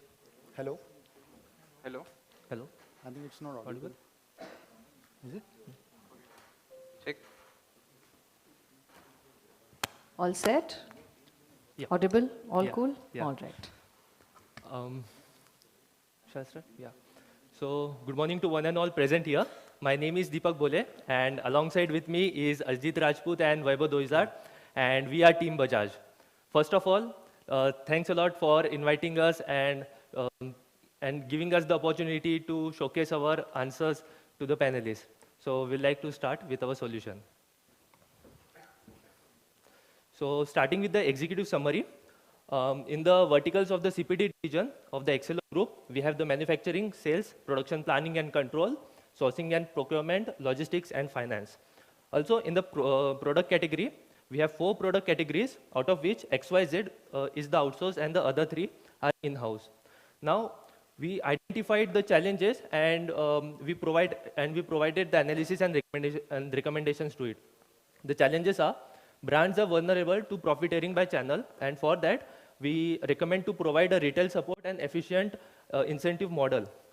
Also, as the barriers to entry are low for any new entrant, due to the white labeling which is prevailing in the industry, we recommend to introduce a new sub-brand, which will be explained later. Also, the impact of heavy investments and the merging of new plants, also added by the pandemic, has had a huge impact on the P&L statement. So we recommend to provide a sales strategy which will help improve our top line. And as we all know, there is a heavy dependence on the volatile prices on the commodities of copper and iron. So we recommend to provide a better demand forecast and commodity hedging strategy. Also, in the implementation plan, we have divided the implementation plan in 3 phases. The first phase will be having the hedging strategy and the demand forecast using big data analysis. In the second phase, we'll be launching a sub-brand, and there will be a retail support. And in the last phase, there will be a computerized integrated plant, also added by the SFA and DMS. So coming to the hedging strategy, so our methodology was to identify the value chain of the copper production and identify where actually the problem lies and providing the solution to it. So we all know that the problem lies in the volatile prices of the raw material. Because the prices are volatile, the cost of the material increases, and which in turn affects our EBITDA margins. So for that, we are providing the recommendation. We'll be given a 90-day window by the suppliers, and in those 90 days, we'll be given the chance to price our products. Because of this, we'll be having a clear understanding of on the cost of raw materials in the sales contract. And also in the reverse integration, we are recommending to introduce the SFA, which is the Salesforce automation. And in the Salesforce automation, we are recommending the 3 tools that we can use to inculcate this Salesforce automation. These are the Salesforce.com, the Sugar CRM, and the Goldmine. Upon this, we recommend to use Sugar CRM because we also have the motive to integrate all our system. Sugar CRM will be a better fit because it is also cheaper and it won't add to our cost. So, hand it over to Ajit. Thanks, Deepak. So, in order to mitigate the uncertainty in procuring the raw materials, we'll be having multiple sourcing approaches. The first one is the tie-up with the local firm. So we'll be using the strategy of multiple suppliers instead of a single supplier. The only problem is we can have quality issues, but that will be taken care of a sub-brand which is called Beta. The Beta brand will be explained in detail in further slides. The second is the vertical integration. So it will help in managing commodity price risk. So what we can do is we can have joint venture with any commodity trading company. It will come handy when the demand is in peak, so we have issue with the timely delivery of the material. Also, like if the volatility is more, then the supplier hesitate in committing volumes. So that will also be taken care. Now coming to the retailer support and incentive program. So we know that our channel is mostly comprises of multi-brand retailers. So in order for the retailer to sell more of our product, we'll be providing the support in terms of dealer boards, counter branding, racks. So these are kind of merchandising that we'll do. We can run schemes of 2 to 3 months where we will give them targets, and on achievement of target, they will be rewarded in monetary or non-monetary terms. And then in order to have better stock and better shelf presence of our brand, we will also provide them the retail finance. Also, apart from this channel, we'll also focus on B2B selling. So we'll be having a special team of B2B sales people, which will be in the B2B sale, will be directly selling it through the plant, and that the margin that will be saved of the intermediate channel that we can pass on to the customer and remain competitive in terms of price. Third is the demand forecasting. So once the integrated plant comes up, we'll be having a better forecast of the demand. And since the demand of our product is seasonal, that can be mitigated, because since our products are non-perishable, we can just do the production in the lean period, and so that will make up for the demand in the peak season. And automation and IoT will just make the process faster, eliminate wastage, and also reduce the headcount, which will make the plant more efficient. Now, moving on further to the sales growth. To tackle the multi-brand retailers, we will start with our own exclusive retail store, which will be called Excello Universe. So it will kind of a one-stop shop for all the electrical goods. And for the consumer, since there are no much differentiation between products of other brands, we will provide them value in terms of after-sales service. This could be pre-installation service, on-site repair, return, replacement, upgrades, or maybe discounts coupon on next purchases. So currently, our market share is around 5%. So that means we need to work on our brand also. So for brand recognition, we'll just increase our spending on advertising in various forms of media. We'll increase our interaction with dealers, distributors, customers, and have more engagement activity with them. With the coming of the computerized integrated plant, we'll automate the manual or repetitive tasks like data entry, etc. We'll automate workflows that involves multiple handoff among people and systems, and we will have a better data visualization, which will help, with the help of AI and ML, we will be able to make more data-driven decisions in future. So this is the sales forecast that we have done. This is done in keeping in mind that since currently we have around 600 stores, and so in order to increase our sales, we need to increase our channel partners. So we have increased the channel partners, and the corresponding growth in sales is shown over the graph. And this we have done keeping in mind in order to achieve 3x growth after the end of 3 years. And this is done basis, we have just taken inverse weightage of the respective category with we have just taken the inverse weightage of raw material as a weightage of revenue of the respective categories. Now the further slides will be taken by Weber. Thank you, Ajit. So currently, most of our channel partners are selling more than one brand. So they are selling 1 or 2 branded products and 1 or 2 local brands, which are the white labels. So for the customers are mostly preferring the product with low price. So in order to tackle this problem, we are introducing a launch of fighter brand known as Beta. So this will serve as 2 purposes. The first purpose will be to combat with the low price competitors, and the second purpose would be to enter into low-end markets. So, but while entering into the market with Beta, there could be 4 key reasons, 4 key issues that we need to address. The first one is cannibalization. So, in order to mitigate this risk, we have suggested 2 approaches. The first one is to create a perception of Beta that it is a non-branded and also have low quality. And second is the perception of Beta as unbranded management. So now, while resolving the issue of cannibalization, we need to take in mind that we don't overprotect Excel and give enough room for Beta to explore and flourish. Then the third issue would be management distraction.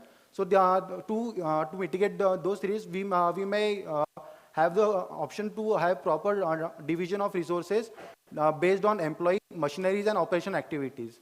And our last issue would be missing customer mark, which could be resolved through focus on customers and not on competitors. By doing so, we may have segregation of customers for Excel different and for Beta differently. Now talking about the HR strategy, so currently we are having 2 major concerns when we talk about the HR issues. So the first one is the retention in top level management. And the second one is the implementation of the new plant, which is around 50 kilometers from city and take 2 hours of travel. So for this, we are introducing a shift timing according to the less traffic hours, and also offering yearly bonuses to employee for staying in 10-kilometer radius. We are also offering one-time bonus for the employee to shift to location, and to tackle any future attrition, we thought of including commute time as one of our assessment criteria in the interview process itself by recruiting. Now, to retain the top talent, we have introduced a retention bonus for a period of 3 years, and also competitive compensation in the form of ESOPs. So talking about the implementation plant, we have suggested 12 solutions briefly. So each solution is being segregated into implementation effort, opportunity, budget, and dependency. So what this would provide, this would gives us synergy between the domains. And also, with the help of this, we will be able to prioritize things. For example, the solution with high opportunity, low budget, and less implementation effort will be given the higher priority. Over to you, Deepak. Now coming to the last part, that is the financials. So we found out how much can we sell by using the strategies that we have suggested, and we came up with the numbers. By the end of the first financial year, that is FY23, we'll be saving EBITDA of we'll be having the EBITDA percentage of 7.88, and FY24 will be having EBITDA percentage of 8.76 with respect to total revenue. Now the assumptions that we make during this process are stated, and that's all from our side. We are open to any questions. Thanks a lot. Thank you.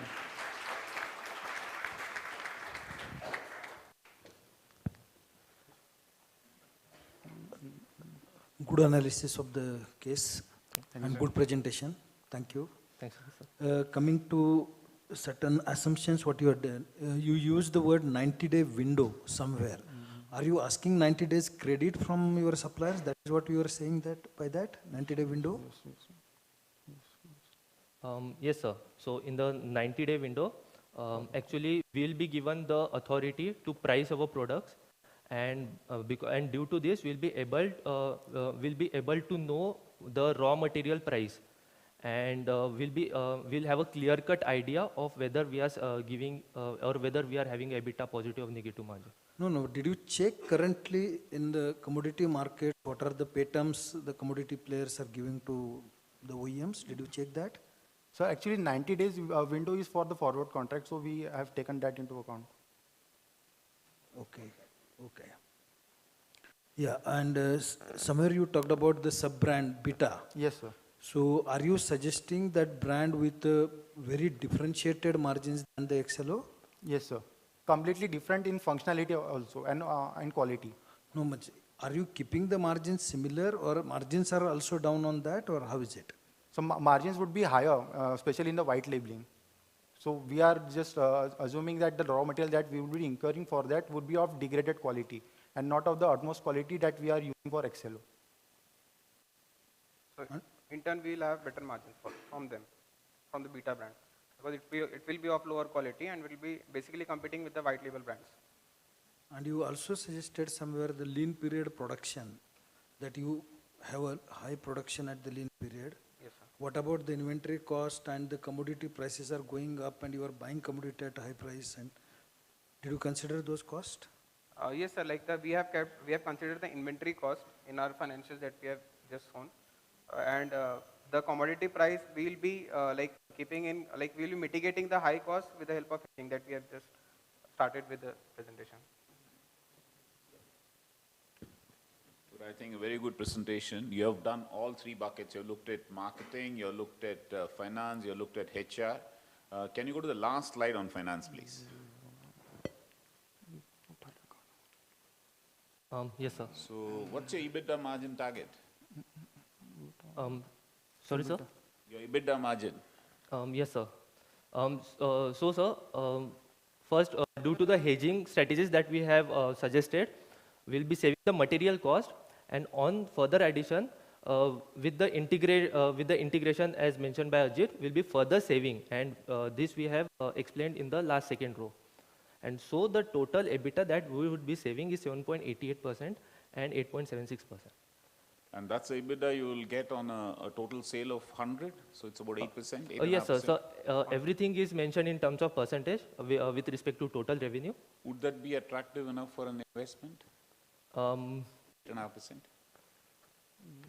So, like, considering the last year we have an EBITDA of 3.1, so we are, very much improving in the further years. So maybe we, like, over the years, it will be an attractive opportunity, and given the market is very fragmented, we currently only have 5% market share. So there's a lot of scope for growth also. So I think it should be a attractive market for investment. Okay. And if you go back to your marketing on your Beta brand, would the Beta brand also sell in the same counters as your regular brand? Yes, sir. Yes, sir. You're planning that Yes, sir. both your Warrior brand and your regular brand will sell in the same counter? Yes, sir. Is that a good practice? Yes, sir. Because if we won't be selling, then whatever the retail partners that we are having, they are already having some other brands to sell. So we don't find any problem The over there. industry is such that we have multi-brand stores, and we are marketing it. We have covered that part in cannibalization. We are marketing it as it's not related to XLO and it's of lower quality. There should not be a perception that, okay, this one also comes from the same group, so it might also be a better Yes. quality. So we are trying to avoid that in the first place, so that our sales of the main XLO product don't get affected by that. Good. Okay. Thank you. Thanks a lot, sir. Thank you. Thank you. Thanks, So I saw somewhere that you'd mentioned this Excello universe. So I just wanted to go there a bit because I thought that was quite a different idea for a commoditized product. So could you explain that a little bit? Most of the channel is dominated by multi-brand retailers. So instead, why can't we will have a store which will be exclusive selling only our brand. So that's the idea behind that product. And the sector is fast moving electrical durable. So we have this is consumer segment of Cello group. So basically we are catering to consumers only, the retail part. So And you'd have servicing and everything there, is what you mentioned. that comes under after sales service. Okay, and do you think customers would come for a commoditized product to an exclusive store, or they would go anywhere that it would get fixed? That we have tried to cover with the brand recognition part, and since most of the product they are not differentiated in terms of technology. So that's why we have tried to provide value to the consumer. So if a consumer have a choice between two products, they know that they have more value in this because of the extra services that we are offering. Okay. So that's the idea behind it. Thank you. In the options that you considered, did you think of a proper and a full-fledged outsourcing plan as well? Because if I have to look at managing contribution and cost, a full outsource model does make sense if I have quality in control. So since we are currently shifting to new plant, I think we have the liability of introducing newer technology. So rather than just outsourcing, we could build an in-house machineries using modern technology. So that's why we have suggested all this AI, machine learning, robotics. And yeah. And the outsourcing part was completed in the past 5 years. They have analyzed it, and the product category in which the raw material cost is around 80% of the revenue, they have already outsourced it. And the rest 3 categories are around 70% range of their cost as a percent of raw material. So I think that part is already taken care of. So that's why we have not further pushed any of the other products into outsourcing. You did talk about launching Beta or Beta, whatever you call it, as a new brand. The question there is, and it's low quality you mentioned, but it also does, you mentioned it cannibalizes, but it does impact the main mother brand under which both of them sell. So there is likelihood of this playing out in terms of volume impact as well, and an image impact as well. So what's your view on this?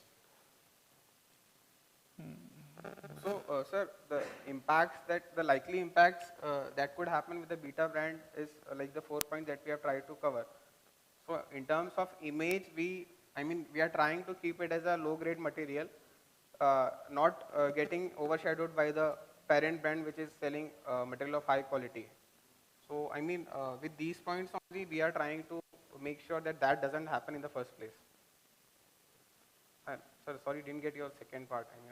No. What I was trying to say is that the mother brand sells all, okay? So should we associate the mother brand with also very low quality product? Is the question. There can be a differentiation on the product spec, but can't be on quality spec, is what my... Mostly it is on quality aspects, not on technical specifications. So because like what happens is when the raw material cost shoots up, the price of our products get increased, and at that time consumers starts buying white label products due to cost. So to tackle that, we have introduced the Beta brand, and it will be only on the quality aspects, not on the technical aspects. And moreover, sir, it is the industry practice. So as we have seen that we have OnePlus mobile in premium segment, and the same company is launching a mobile like MI and Oppo for the lower price segment. So that's what our thinking was. So maybe I should, not a question, more as an explanation. So the choice of what you define as a lower priced would actually have maybe lower grades or lower features. Yes. But quality per se defines reliability, quality per se defines consistency. Generally, we never say lower quality. That's not a good word to choose. Okay. You should say lower features, lower performance. You know, it could be a differentiated product with much less features. Huh? Yes. But generally, we offer standard, reliable quality. That's what we are trying to do. Yes, right? sir. Good. Very good. Well done. Good. Thanks a lot, sir. Thank you.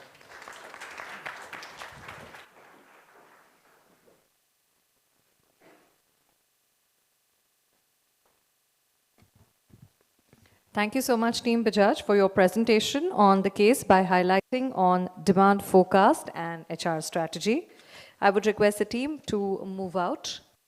The next team to step in would be Team Admin. And the team members are Saumyajit, Ankan, and Devesh.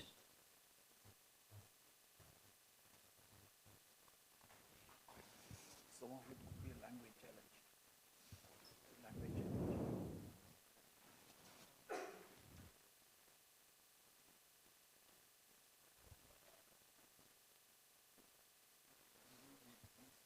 They don't understand quality means something else, feature means something else, right? So, not in terms of knowing English. The language challenge is what does the word stand for?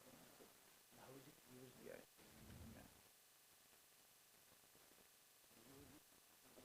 All right, so let's see what their case study is. Mr. Shukla and Mr. Deepak were worried about the stagnant market share. Hence, they were thinking to adopt LSTK business model to enhance their market share. Let's see how the presenting team, admin, will help Mr. Shukla overcome the challenges in the implementation of this strategy. Can we have a huge round of applause as we welcome the team members?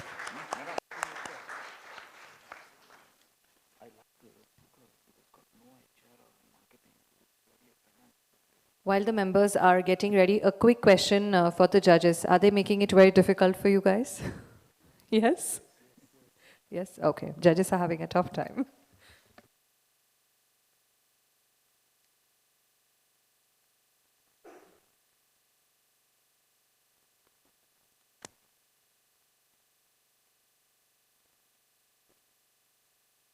Hello.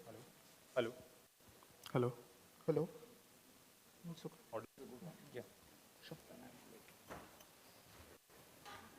कहाँ present करना? Start. A very good morning to one and all present here. We are team admin comprising of Ankan Roy, myself Devesh Kapri, and Saumyajit Karam. We were allotted the case study for ABC Limited, where we had to look at various challenges in the market, how the share for the compressors had stagnated, and how LSTK was used to overcome this particular situation, and what challenges were there while adopting this new business model.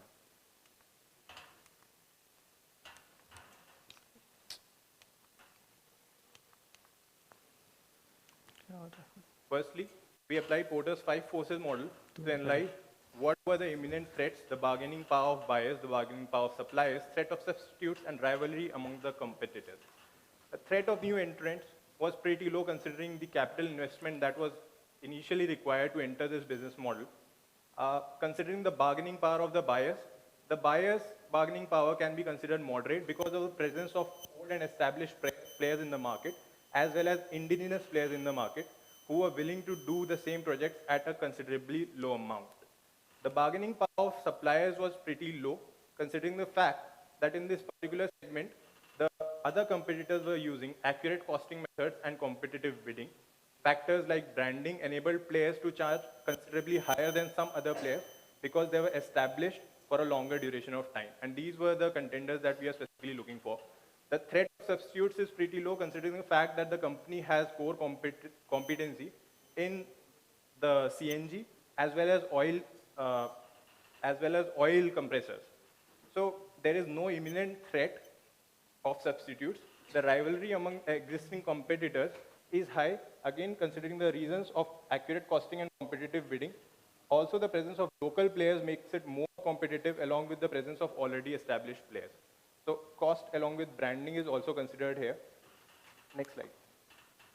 We have also considered the factor that although there is 70% share that the company occupies for the CNG compressors, there is also a demand of 30% which is for the non-CNG compressors, which is not being currently met.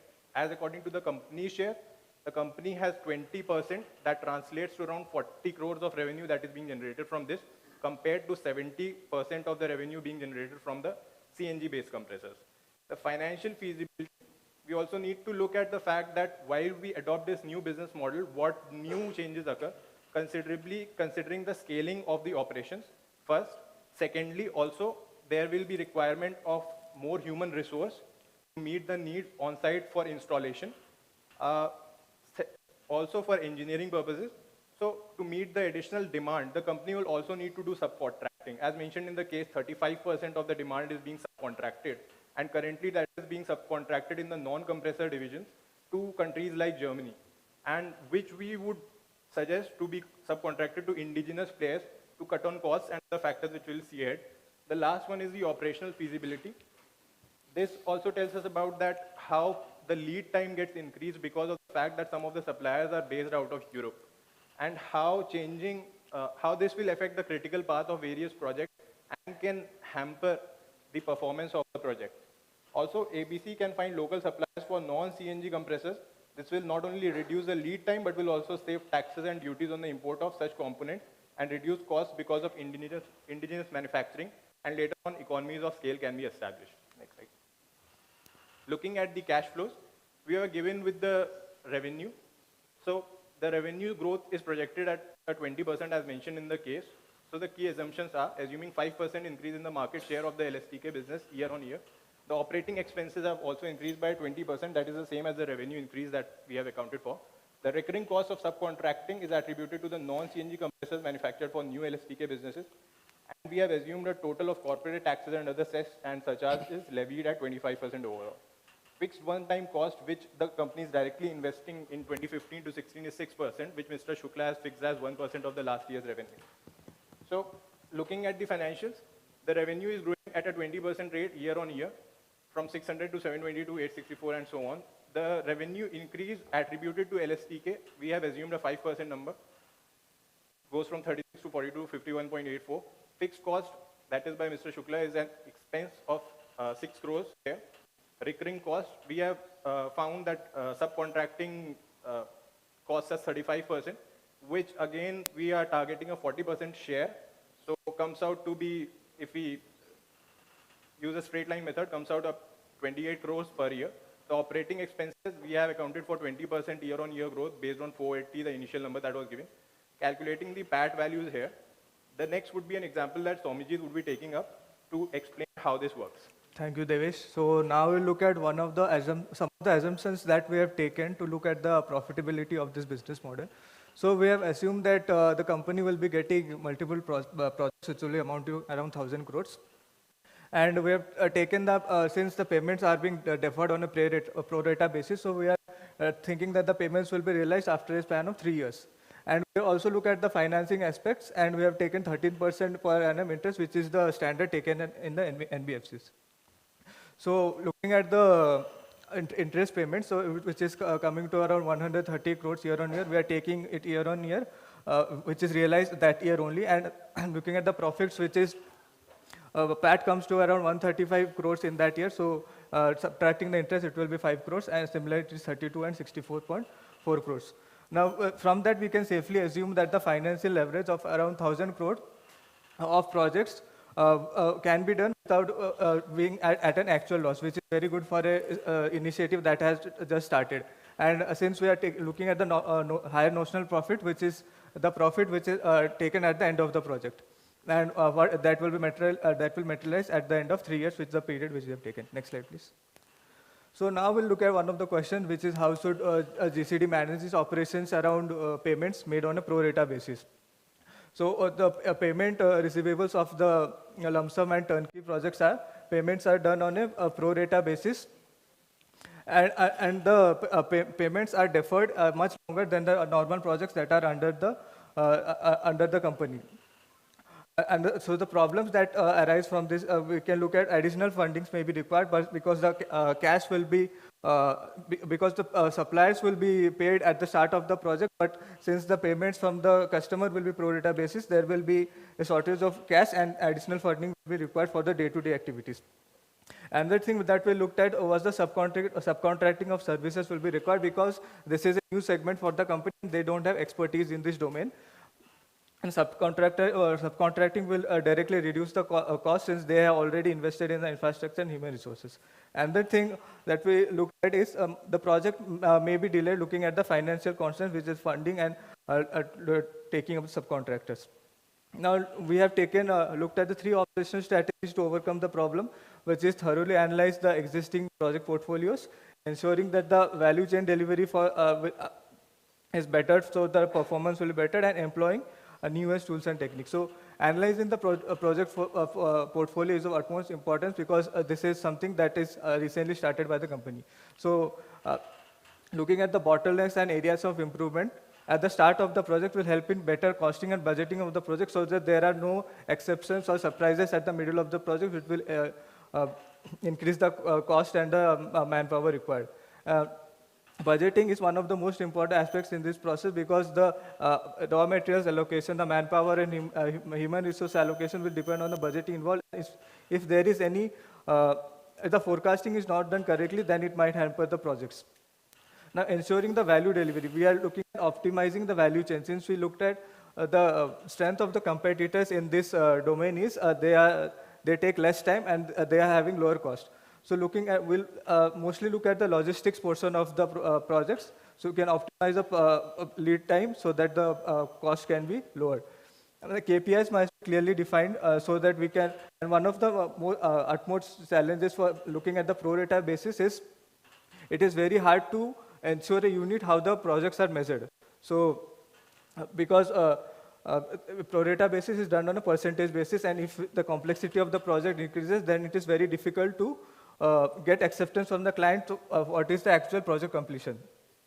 And one of the also things that we are expecting is top management will readily accept and readily accept the changes or the things that are posted in front of them so that the decisions can be taken quickly.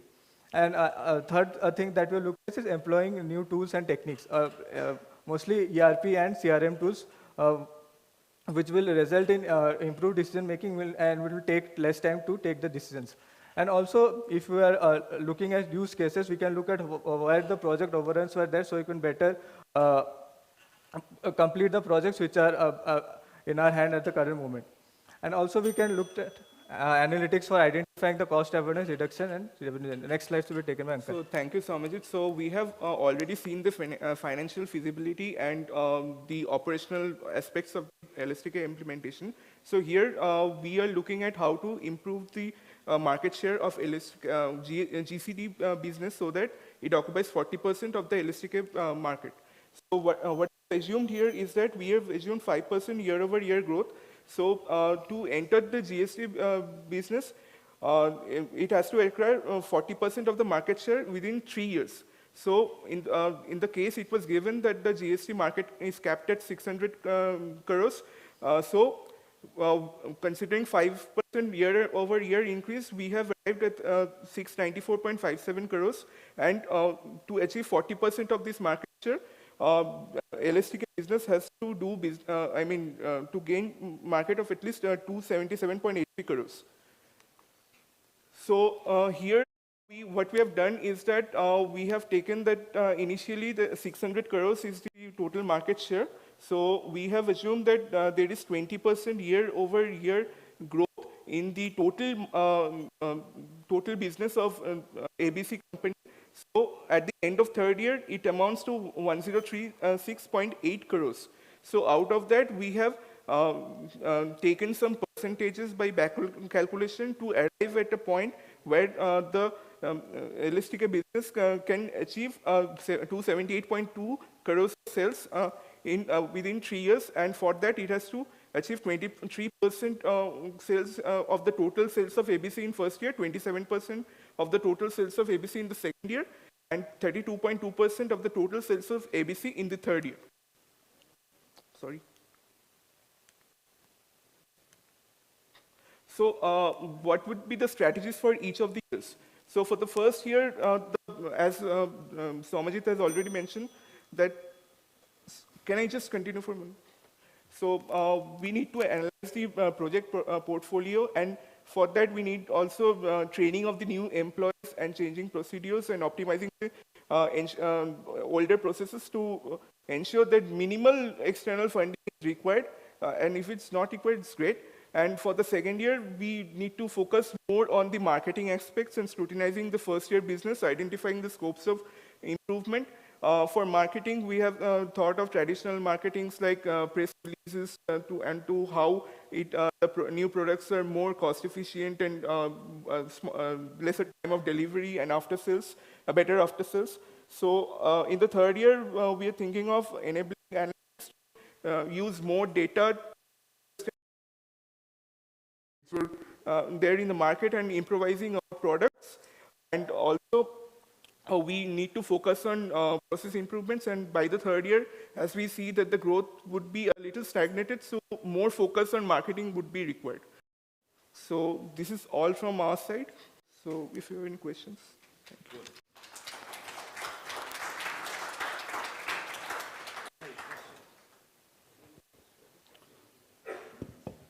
I think that's a good presentation. First thing is, in these kind of defined markets, does marketing help in getting you market share? Sir, marketing obviously helps. I mean, we already have the operational, operational ability in ABC company. So we already have an already existing customer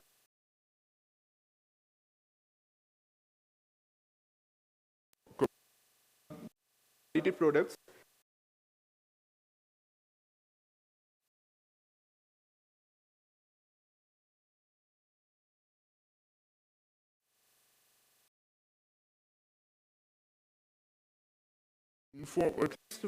Like press releases, technical blogs. So people in the business actually look for newer trends in research and development, how the technologies are shaping. So marketing in a not in traditional form, just like this is more into B2B business. So we need to hit the right focus areas like making press releases and technical blogs and creating a product differentiator which differentiates from the other, like improving the after customer, how just by creating a goodwill that we are committed to. Adding to Ankan's point, what I would like to add is basically, like you said, that these are defined and mature markets. So what marketing becomes here is more of a hygiene factor. So like all the competitors are doing it. So in order to maintain that sort of share that you are holding right now in the market, marketing currently becomes necessary.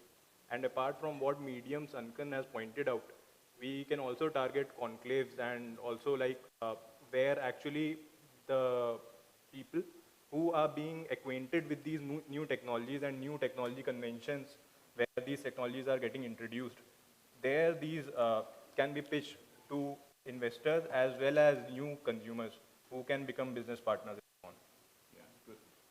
Couple of things. One is you talked about project management except CRM tools, but is there not any other tools that you can use? Because the key success factor for this is actually project management.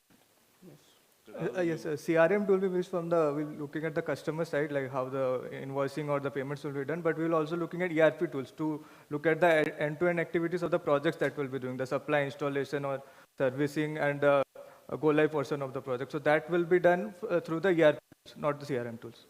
The last is not a question but a comment.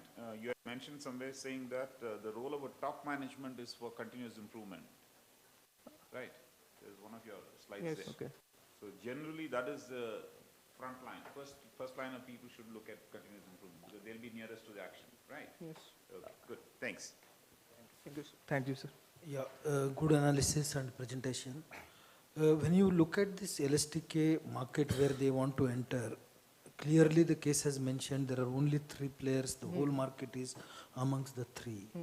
What makes you think that you are a new entrant, the earlier players are well established supply chain, not only in core but even in peripheral areas, and in 3 years flat you will get 40% share, they will give you the space. What makes you think that? Can I take a switch? Yeah. So basically, we were thinking that LSTK is already into this GCD business. I mean, they're making this, LSTK, ABC is already into this GCD business. They're making gas compressors and all. So they have the operational agility at its best only. So they are venturing into a new field. So it will only improve the existing processes and the financials so that they can focus more on the after sales and also on the quality of the product and invest more, in fact, in R&D. So when you bring a new product, it's important to make a product differentiator so that people value your product more than the other competitors' product. So we need to identify those, differentiators in terms of it may be in terms of customer services, after sales maintenance, and user feedback, and improvising based on these user feedbacks. So basically, we are looking into building a more reputation so that more people, prefer our products instead of the customers' products. Also, sir, because ABC's core competencies lie in this particular segment only. So ABC can directly exercise greater quality control in this particular domain, offering a better edge in terms of product quality against the competitors who are already outsourcing most of their projects. So that is one quality measure that ABC can leverage upon and build its brand value in the new LSTK model. Going back to what Sanjeev also said, 3-player market, 40% market share. What would be the first tool that you would use to convince a customer that you are the right player in this game and a new entrant in this game to, still succeed at it? Knowing that you are strong in GCD, that's correct, but taking it forward and convincing him, because it's the same customer subset that I got to service. So how would you do it in a manner that is most appropriate? Again, B2B segment, keeping the same marketing analogy and tools that you guys talked about, but how do I break in? What should be the language that I talk to? So, sir, it may be sending out emails to the company, to the businesses which require these products, and also, as I mentioned before, press releases and technical blogs, and also we can collaborate with different newspapers, the business newspapers and magazines for articles on how ABC company is implementing LSTK projects to improve its products and reach out to the businesses. So adding to Ankan's points, as already mentioned that ABC is already the market leader in the CNG and non-CNG segment, and this is not a new product that they are selling. This is a new business model that we are going to. We are looking at end-to-end. Everything will be done by ABC. So what we have previously explained, that we are not looking at the marketing part. We are looking at the brand awareness part. We're just telling that this thing, the ABC has launched a new initiative in the forum that they are already advertising the other products. So that will one of the things that ABC can do. Also, sir, like to just add my point, I might be not very right, but the thing is, like, I thought about two things. First is there needs to be extensive market research that needs to be done. And by doing that sort of market research, we need to identify that what kind of partners we want to have in this B2B segment. And also who are the key decision makers there. And we need to also analyze the data from other competitors, that how these decision makers were convinced, like what was the medium, what was the channel that was used, and what were the sort of product metrics that these decision makers looked at before making a decision. And then, sort of segmenting these businesses and future partners really, then pitching them the product in a manner that they would find feasible in the language that they would want to understand probably, is what we should look at. And once we get done through it and we have a lot of data and we would want to expand this thing, then probably bring in the analytics, and like they are using recommender systems right now for B2C products generally, like Amazon, Netflix and all. They are using recommender systems. They can be used to generate these scores and recommend the products to people in a manner that works successfully for us as well as the competitors in the past. What I was trying to get to, and which is what you talked about in your presentation, was that we have the ability to take on more leverage. The leverage is also a subset of my strength financially. Strength coupled with technical knowledge and the ability to manage the whole project end to end is what a customer would be very happy to look into as a starting point. And then comes my ability, and again a point that was mentioned by you guys in the presentation, which is that how do I cost for it and how do I ensure that I have done my costing correct? Because at the end of the day, there are 3 giants out there I have to compete. So I can't be wrong. And then I have to offer an after-sales package, which also then elicits the same excitement with the same customer subset.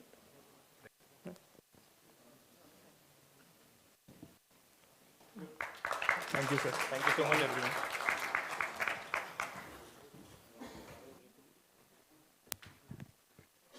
Thank you so much, team admin, for your presentation on the case scenario by highlighting the key points on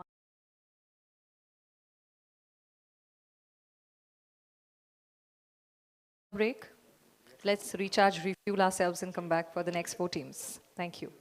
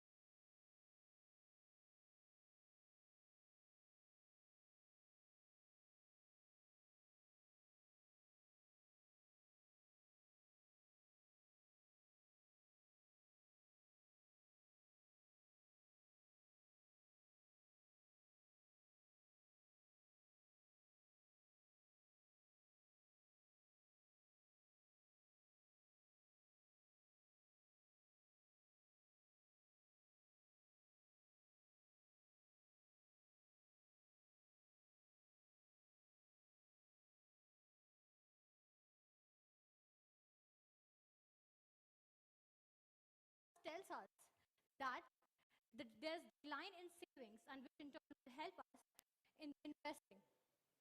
Now, when we look at the mutual fund assets under management, it is observed that since financial year 2000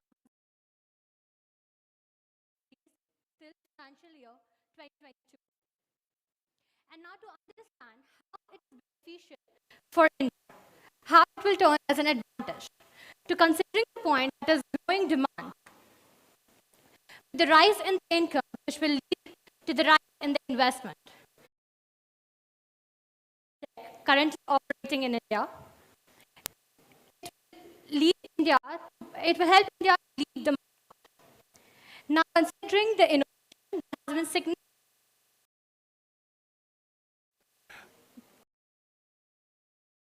that were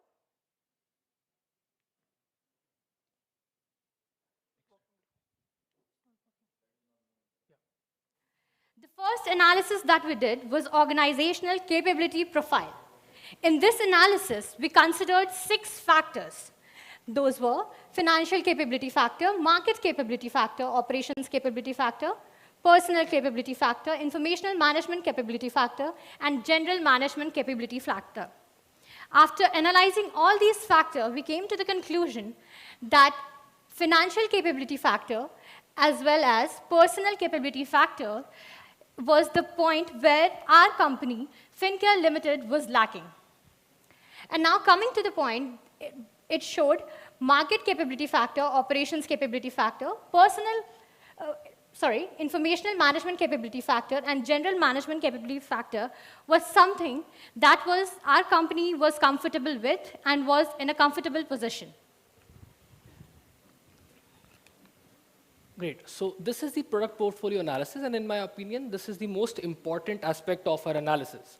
So right here we can see what we did here is exactly we conducted a multi-dimensional micro-analysis of the SBUs which FCL is offering. We conducted it through the McKinsey matrix. So basically what it all is we have 2 parameters, business attractiveness and market attractiveness. So in the business attractiveness parameter, we considered factors like brand awareness, financial sources, workforce, and customer loyalty. And in the market attractiveness, we considered factors like market size, expected growth of the market, level of competition, and overall risk. So we gave them a score out of 100 out of the information we had on the case and through our analysis of the financial industry. And then upon getting the numbers, we plotted it on the McKinsey 9-cell matrix. So what we can see over here is basically the top left corner is shaded green. So this is the position where the product is in a highly attractive position. So here we can see the FinTech Collab, which is the purple one. So FinTech Collab is the product which is situated towards the green side, which shows that it is highly attractive. Whereas the yellow one, which is the LAP, loan against property, this is situated right in the middle. Now this is the yellow region where the product positioning is neither too attractive nor we should exit from that particular product. So we should have a hold position. In the red segment, we should reconsider our product and think of exiting that particular product if we need to. And the orange one is basically the fintech, the supply chain finance. So this supply chain finance is basically lying in the yellow region, but focused more towards on the red side, which is basically the area where we should reconsider our product. So this all lies in our analysis that we should continue with these particular products right now. So come up to the next slide. Now, this brings us to the conclusion that Fincare Capital Limited should not look for investing in a new product as of now, as it should continue with the current proposition and product mix of LAP, supply chain and digital loan that is highly competitive, low yield, and low risk. Also, it should not venture into new product, as I've already mentioned, and it should wait till FCL is in self-propelling mode and the macro environment around them is economically stable. And then FCL should envision themselves to be a giant player in the industry in the long run, but should focus on achieving the preset targets for the industry. So any strategy, so any strategy is solely done with the aim to gain a competitive advantage. So hence we conducted a strategic advantage profile. So what we have done here is we have 5 factors, and here we can see that the finance factor, capability factor is in the weakness zone, whereas marketing is in the neutral position. So the problem is basically profitability is not being met. And we believe that COVID played a very huge factor in this, because we are falling short of targets, not in a very huge margins. So basically, what we are doing is not on the weakness side. So overall, the company is performing really well.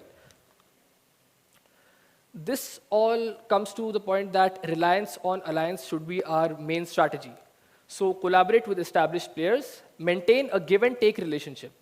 So what actually is happening in the financial services sector is that traditional banks are no longer looking at fintech as intruders. So this gives us room to basically collaborate with the finance players. As we can see, especially after the 2008 financial crisis, the percentage of people having high confidence in banks was 53% in 2004, and it stooped down low to 22% in 2009. Whereas then it gained to 32%. Although there is gain, but it is not significant gain. So hence, there is high scope of collaborating with banks, and we must seriously consider in collaborating with other players in the financial sector. Yes. So now the question comes, how to meet targets? Solution is simple, be where the customer is. Since our company's main focus is on SMEs and MSMEs, so we need to understand that financial markets in the major cities specifically, so it has reached to a saturation stage. MSMEs are transferring towards tier 2 and tier 3 cities, so we need to adopt the strategy of going beyond tier 1. Because of lower cost and availability of talent and widened customer base, a lot of MSMEs are heading towards the tier 2 and tier 3 cities. So particularly, we can target cities like Kanpur, Patna, Nagpur, and Surat, and which will lead us to more customer base and widened market. Yeah. Another important aspect is uncharted territories. So we need to adopt the phygital strategy. So phygital strategy is basically physical and digital to onboard customers and facilitate disbursement. Use smart AI and ML to assist in credit screening of potential customers. Here we can see growth of internet penetration in India. So it has boomed, especially after 2016, and thanks to the penetration of internet in the rural and the rural market specifically. So it is currently hovering around 600 million, the people using internet in India right now. So on the right-hand side, we can see what we have done is we have envisaged FinCare Capital as a potential collaboration with BPCL, for example, over here. So what we are trying to say is FinCare Capital should aim at collaborating with business players who have huge networks across the country. Like we have taken this inspiration from Fino Payments Bank, as it is using BPCL outlets as business correspondent points, and FCL could make similar collaborations to reach the masses. We should have our flagship branches in Mumbai, Pune, Delhi, and Bangalore, and micro collaborative stores should always be present in tier 2 and tier 3 cities, like such collaboration. Obviously, digital presence should be across the nation. Yes, that's all from our side.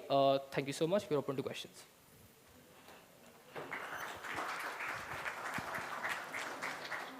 Thank you. That was a very good presentation and excellent analysis of the case. So I'm going to ask a question that's a little beyond the case questions. When you were doing your research into the financial services space, did you see any emerging trends in this space that could increase the penetration of our NBFC? I know you recommended that we don't go into any new products, but I was just curious if you had got there in your research. When we did our research, we did come to some patterns that we find that more people are more interested in setting up MSMEs, especially in the tier 2 and tier 3 cities. So we looked at that as an opportunity. So there is a niche that exists. And when we talk about India, no niche is small because of the large population and the demographic dividend that we have. So there is a market opportunity that exists that a company like FCL could tap into to create or in some way increase their presence. So that was one pattern that we saw. There were multiple other patterns that were also clearly visible in our research.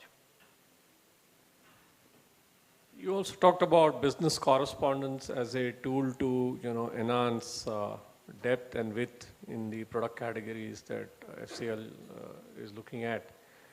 Any idea why you perhaps chose only to use, let's say, a BPCL as a business correspondent and not any other business correspondent out there? Because if we are going into tier 2, tier 3, tier 4 cities, there are a host of other business correspondents out there who are far more closer to a customer and know the customer in and out versus, let's say, a BPCL. So I understand where you're going, but what I'm trying to say is, did you explore that option as well? Yes, sir, we did. The reason we chose the collaboration that Fino Bank did with BPCL, because I was in some way involved in that project. So I know how they did it. So I understood that BPCL as a company has a massive reach within the country. So even in tier 2 cities, even in villages, they have the reach.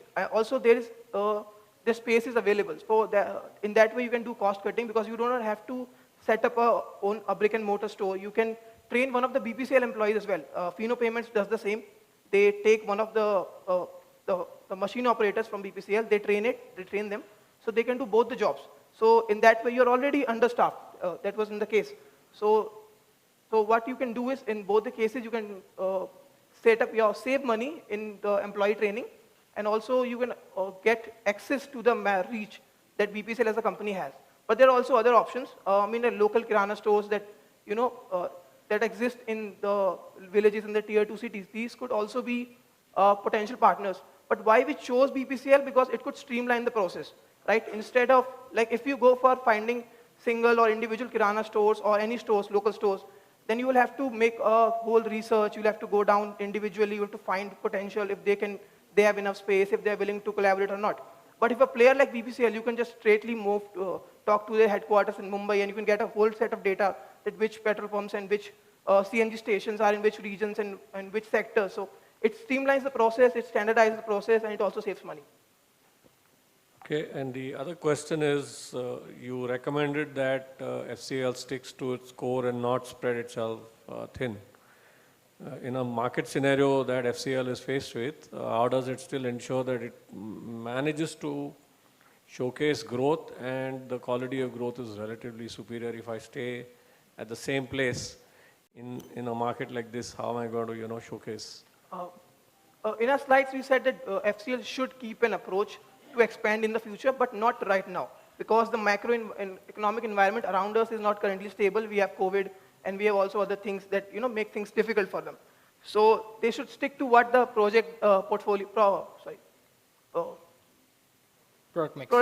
that they have, and enhance it, and get to a point of self-propulsion where they are in a profitability stage, where they can survive those great OPEX and CAPEX that they'll have to do if they went on to expand.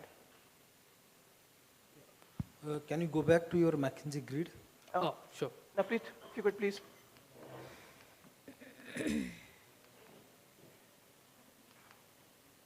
Yeah, I have two questions here. When you have put a business attractiveness and market attractiveness, why the color coding is looking green and red this side? Any reasons like that? Because if the market attractiveness is high and the market, both business and market, then that corner is yellow. Why is that? So that is the color scheme of McKinsey matrix. We did not make any changes. This is how the McKinsey matrix actually is. So the central region is the yellow region. Any points lying in the central region, we should go for a hold strategy and basically not reconsider about our product. And the red, if a product lies in the red region, then we should think of exiting that particular. And what about green? Green is the market attractiveness. The more towards the green side, the more the positioning of the product is better. So we are going in the right direction, this means.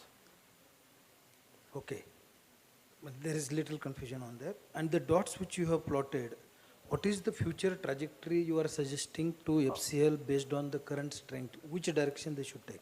They should move a bit towards the right and upwards. So we would want them to be somewhere around here and here, not too in this side or that side. This is the ideal zone, like this is where you want to be. But for them first, they should target to get somewhere around here. This is the target for the next. Especially the fintech collab, which is in high demand these days. These are the small-term goals that they should go for. Good, well done. Thank you, sir. Thank you, sir. Thank you so much, sir.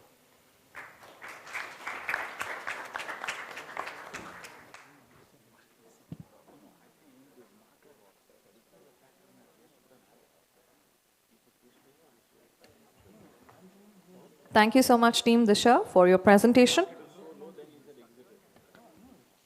For your presentation on the case by quoting the portfolio and strategic analysis. Can we please have a huge round of applause for all the teammates?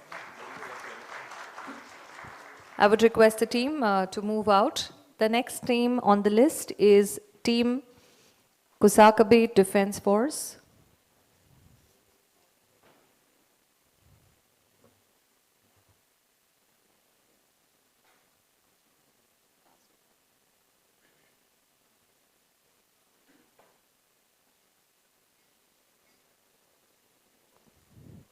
The team members are Ayushi, Mradushi, and Akshara.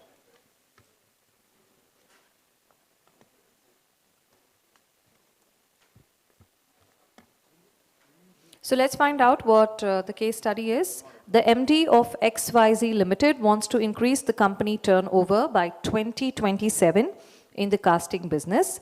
So let's see what are the challenges and opportunity the company will encounter, which will be presented by Team Kazukabe Defense Force.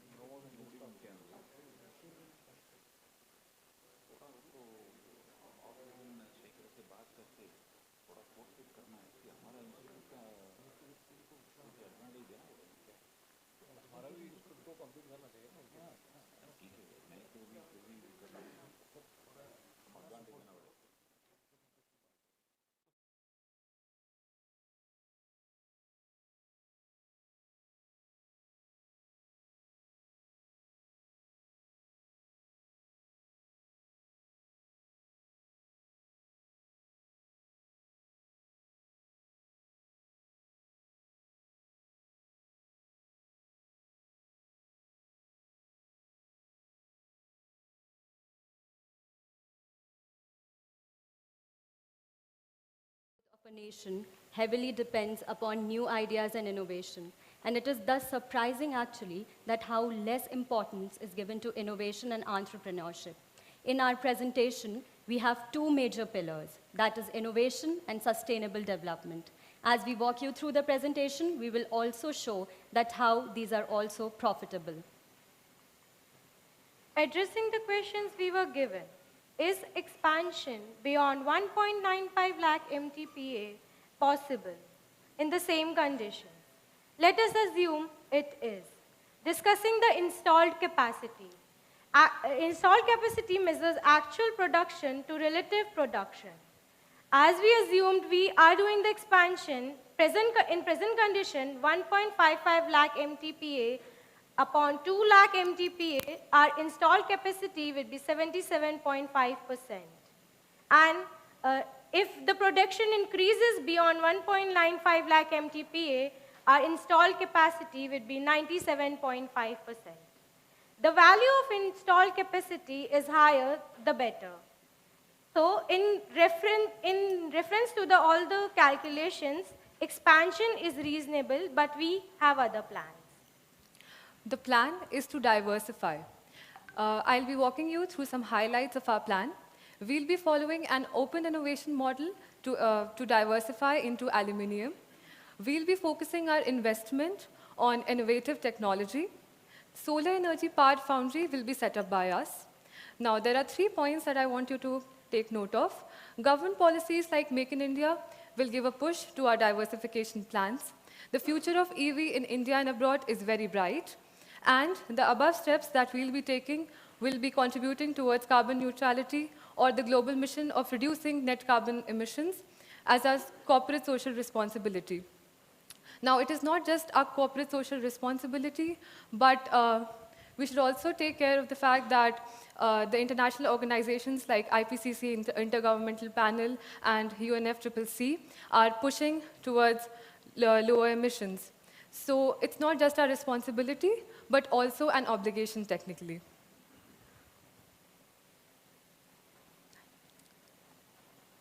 As we were asked in our caselet to address the market size, product groups, and target companies of grey cast iron, SG iron, and CG iron, we have done the requisite research and presented it here.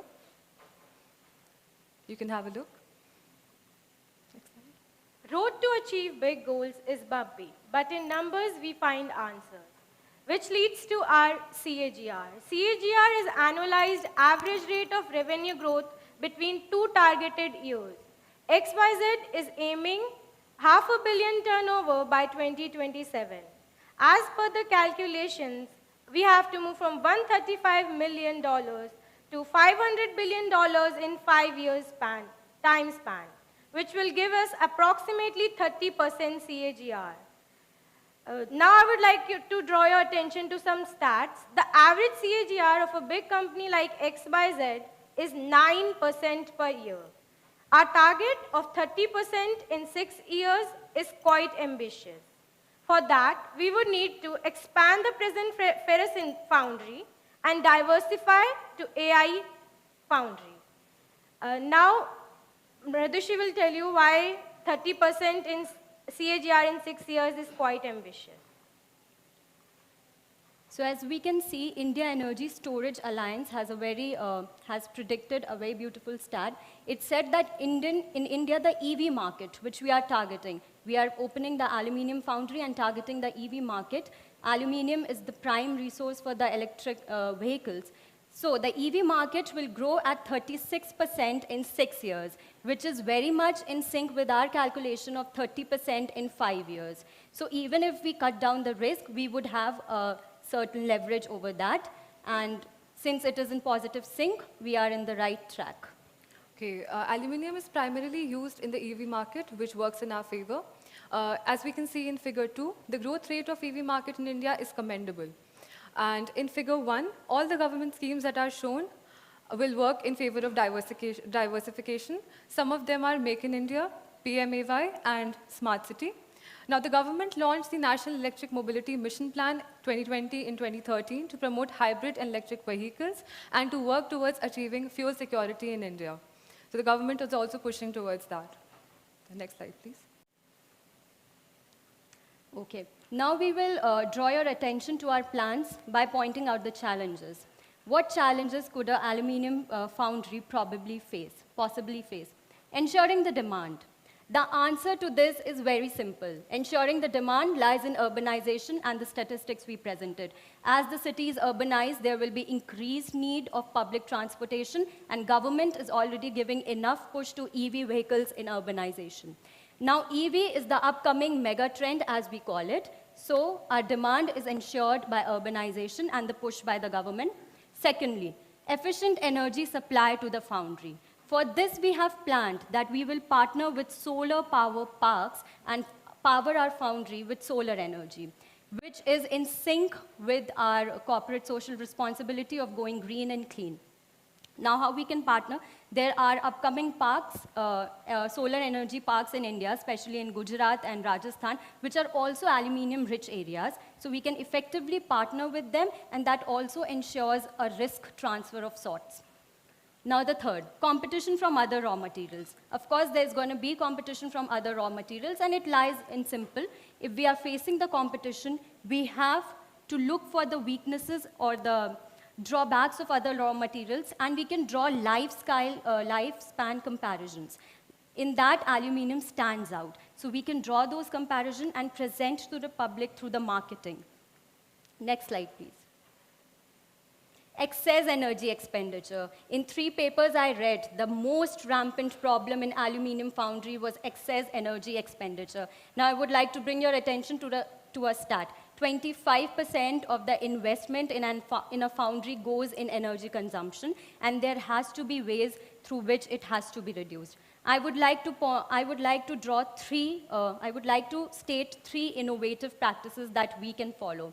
Number 1, the answer is in data.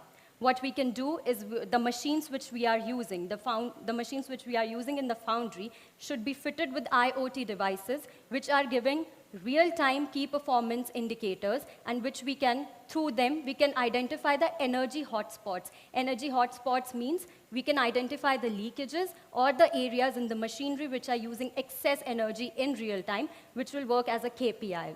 The second, the answer is in automation. We will use the scanners and real-time weighing machines to, while the melting process is underway, and we can understand what is happening, and that is proven to save our energy by 4%. And the third method is actually very exciting. It's very low maintenance. It's as simple as covering your foundries. Now, when we are transferring the smelted metal from one machine to the other, that transfer is happening in open. So just by covering the machinery, covering the transfer route, which is closed metal transfer after the smelted metal, it can save our energy by 2/3. And this is very low maintenance and low cost method. Now, the third is dealing with traditional low productivity of Indian foundries. 20 years ago, India was leading in the foundry business, and then China came and took over because of 2 reasons. They were using technology, and their government had push. The government plans were very liberal. So now that we have push from our government through missions like Make in India, Smart Cities, Pradhan Mantri Awas Yojana, we will focus on technology, and we believe that an investment in technology ensures very rich returns. And it's not a lot of investment. The IoT technologies and everything do not take much. Now, lack of effective predictive models and cost-benefit analysis. I would like to draw your attention to the point we talked about in the first slide, open innovation models. Now, what is open innovation model? I would draw an insight from an experience I had. I got a chance to research at CIEIIT Hyderabad, which is the largest tech incubation center in the country, wherein my primary subjects were the professors of the institute who are the pioneers of computer science in the country. The problem they came up with is that their student groups and they are working on emerging technologies, and the corporates are looking for emerging technologies, but they are not syncing. Both of them are struggling in finding each other. So open innovation groups solve that problems for us. Open innovation groups bring all these innovation centers, professor research groups together to work innovatively. And this kind of establishes a symbiotic relationships between corporates and the requisite professors. So by open innovation model, we can do the cost analysis, SWOT analysis, financial prediction models through a range of experts, and to eliminate the AI bias that might come through machine learning and AI, we have our experts there who will do the real-time human analysis as well. Risk evaluation for diversification that we may overcome. Land acquisition issues in mineral-rich areas, high impact, less likely.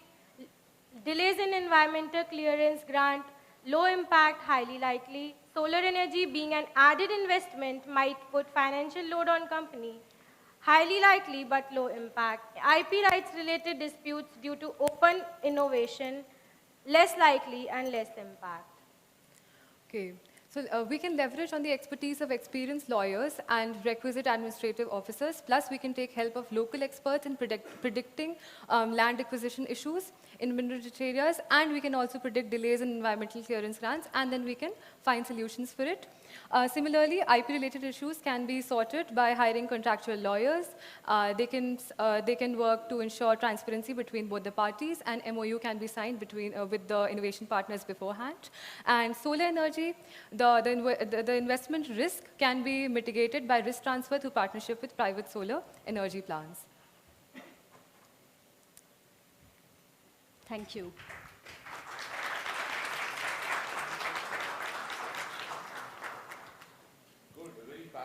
presentation. I think you covered it wonderfully well. You talked about innovation as a driver. I think that's very important. And very nice to see that there is a very strong altruistic bend in terms of what you would pursue in terms of carbon neutrality, etc.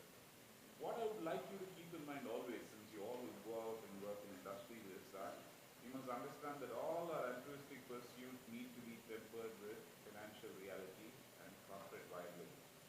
So business is all about making money honestly. So that is a pursuit that is primary to business. While we have to do it in a nice way with all the things that you mentioned in terms of being innovative, we must look at the financials as well. And so that a couple of slides on that would always help, saying that how does the whole financial model look? At least a rough cut numbers, that always would make a better sense of what is possible. Right? Good. Otherwise, very, very good.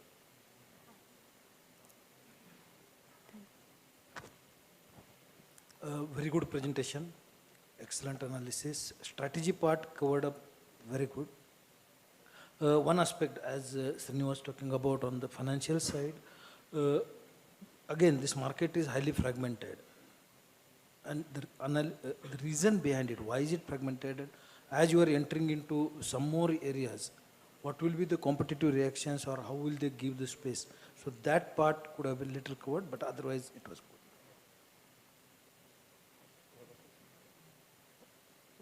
Again, on strategy, I think pretty much clear as to what you guys talked about. Two things that I want you to opine on. One is that currently, from our case study, you already saw that we are already in a particular segment which is linked to cast iron, right? Cast iron also needs investments and we need to maintain or grow market share. It's a growing market. We are also growing. We are one of the largest players out in the marketplace. With that is the new challenge which you presented, which is to invest in aluminum and aluminum-linked castings and obviously solar investments. How would you balance the capital allocation call between these two when there is excitement based on innovation and at the same time there's a growing market which is the core at which why we are in existence today? So how would you balance it, your views? So as the numbers presented, that if we want to take care of our iron business as well, that is also very favorable. We presented it through the numbers. Now the balance is coming through our innovation ideas. We said that Indian foundries are following very traditional practices. They are not innovative. So those solutions that we presented in specifically for the energy consumption reduction, those can be applied in both the foundries, and that we plan to apply in the aluminum as well as usher in a change in the ferrous foundries as well. And two out of those measures are very cost effective. Like I talked about closed metal transfer. That is highly cost effective because it's just a closed material. There's no technology being used. And then when we talk about IoTs and machine learning models, putting those devices in the machines, those devices have a very great longevity.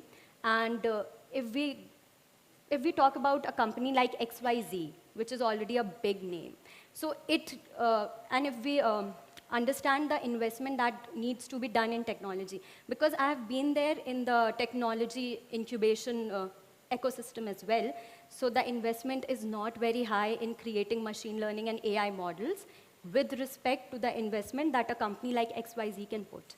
That is why we came up with the open innovation model, because it's kind of a symbiotic relationship. Those people are giving us our technology in return of some money and exposure to them, and we are getting the requisite technology in very optimal rates.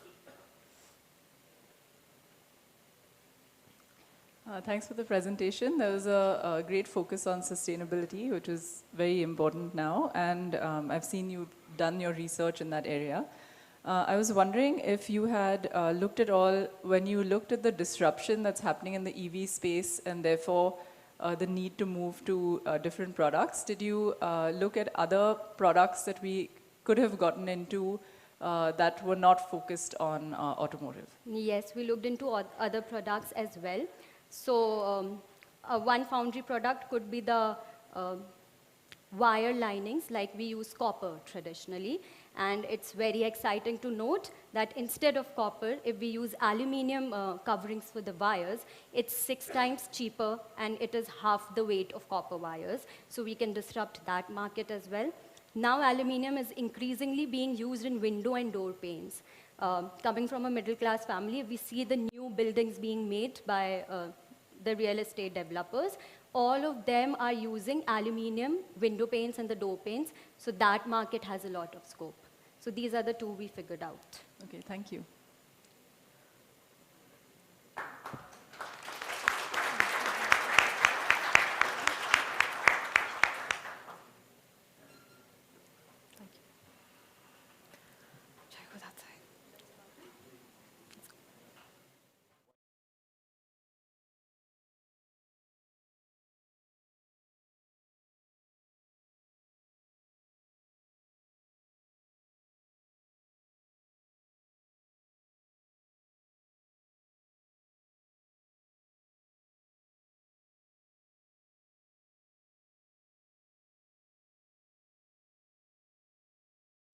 The team members are Dibya Jyoti, Vikram and Rajiv.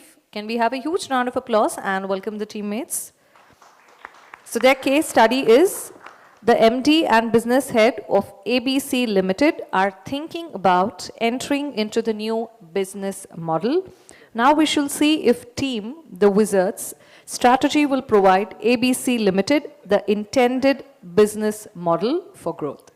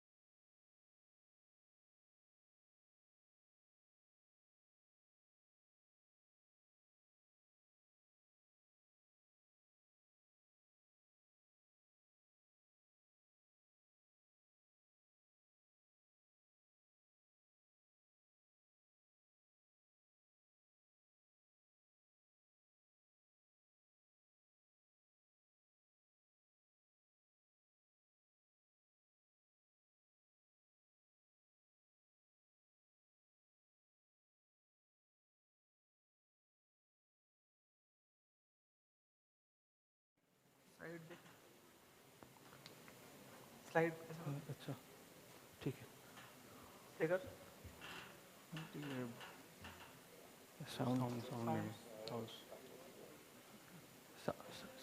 Sound. No. Sir, no sound, sir. Sir. Where is the sound for that? Please.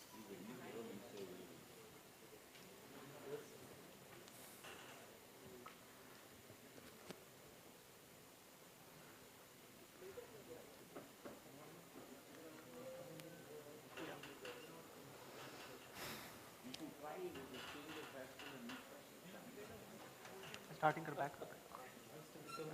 Back कैसे होगा कर लो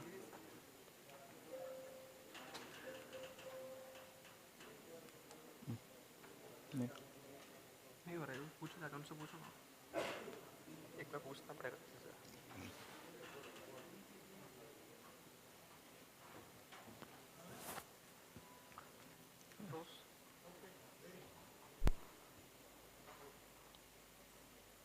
Is it working right now? Please. Sound. फिर भी sound नहीं आ रहा. No sound.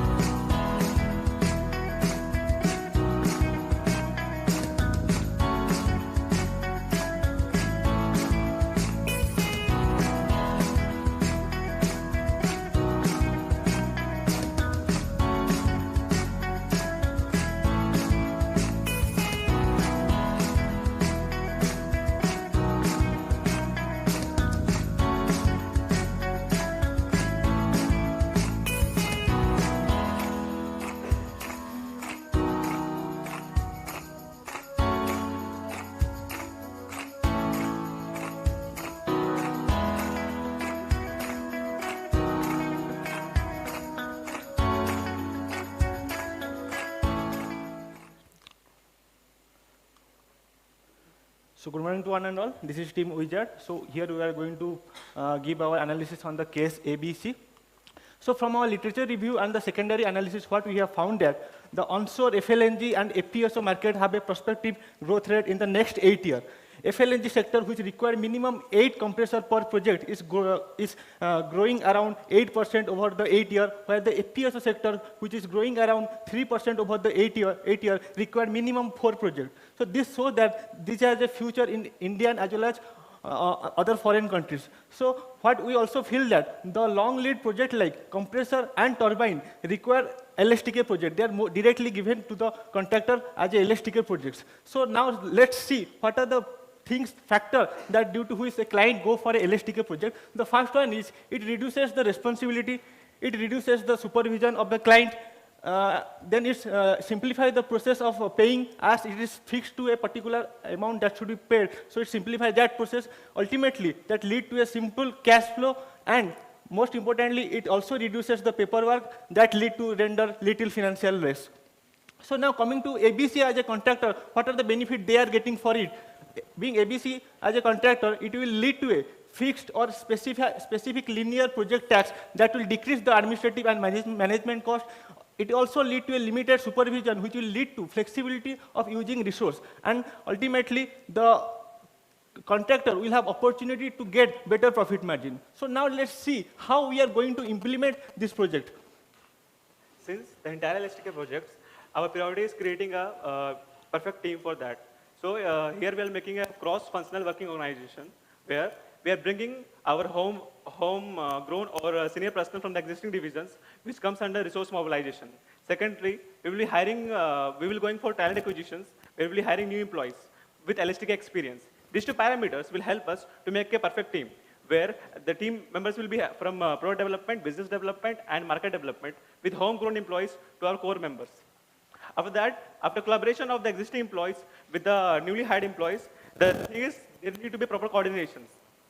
So for proper coordinations, the employees' goal and the company's goals should be aligned with a detailed plan, and we will be defining the roles and responsibilities with minimal deviation with the centralized internal communication.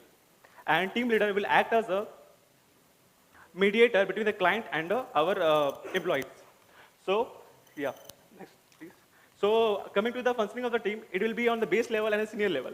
At the base level, it will be centralized form of governance, where a team lead will be leading the team, and they will be taking direct orders from the team lead.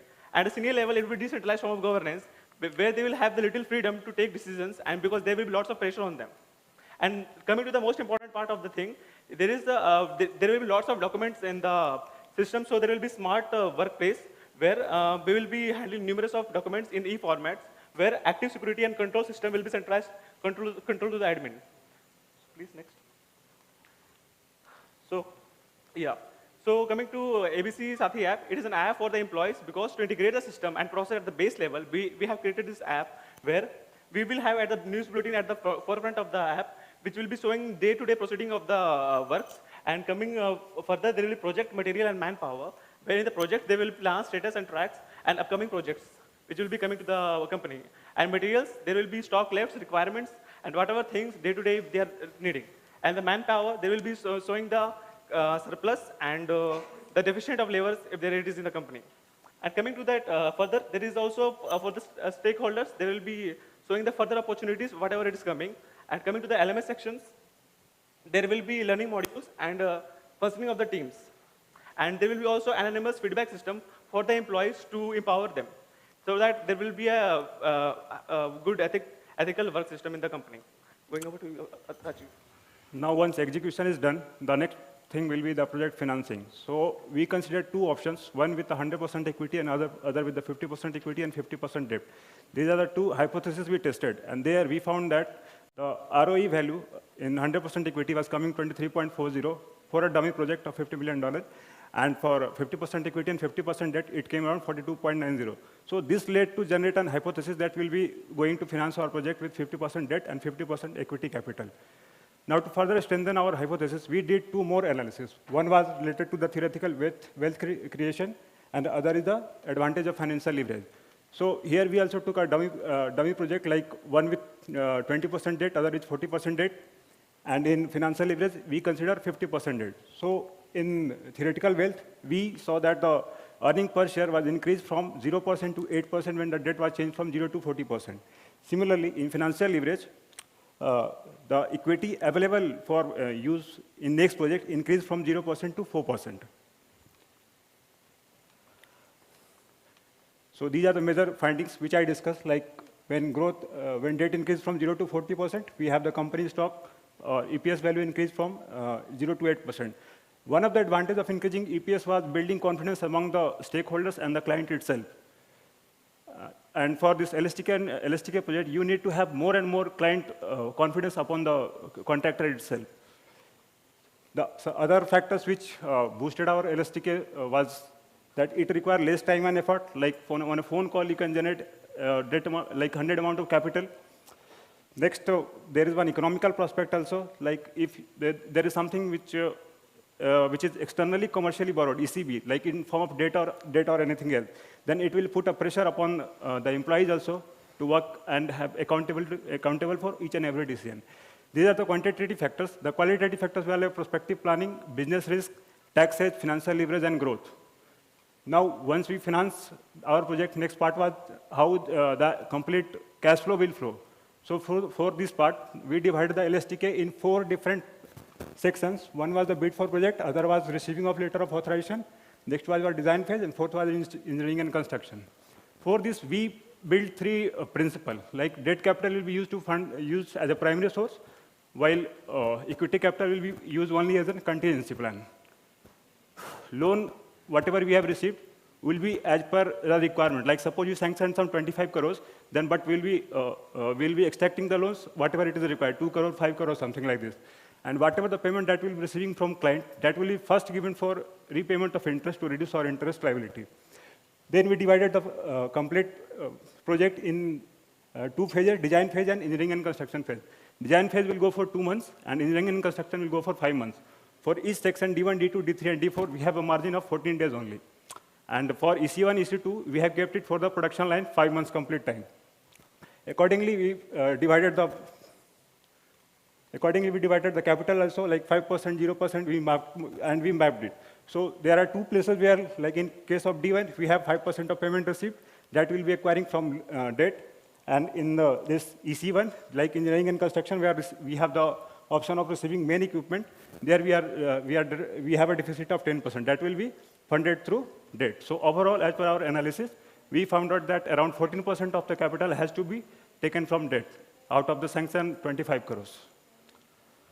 So now let's see the number of LSTK projects and revenue estimation for the next 3 years. So for the market cap of the 600 crore and the CAGR growth of 6%, we assumed each project to be cost around 40 to 50 crore. So for the initial year, we target for the 2 projects because we will focus on the team building. And with the data we will collect from the first year, we will standardize with it with ISO 9001 2015 version. With the standardized data, we will build a parallel team and go for another 2 projects that we will go for 4 projects. In the third year, we will go for the 6th project, which will give a revenue of 286 crore that will form around 40% of the market share.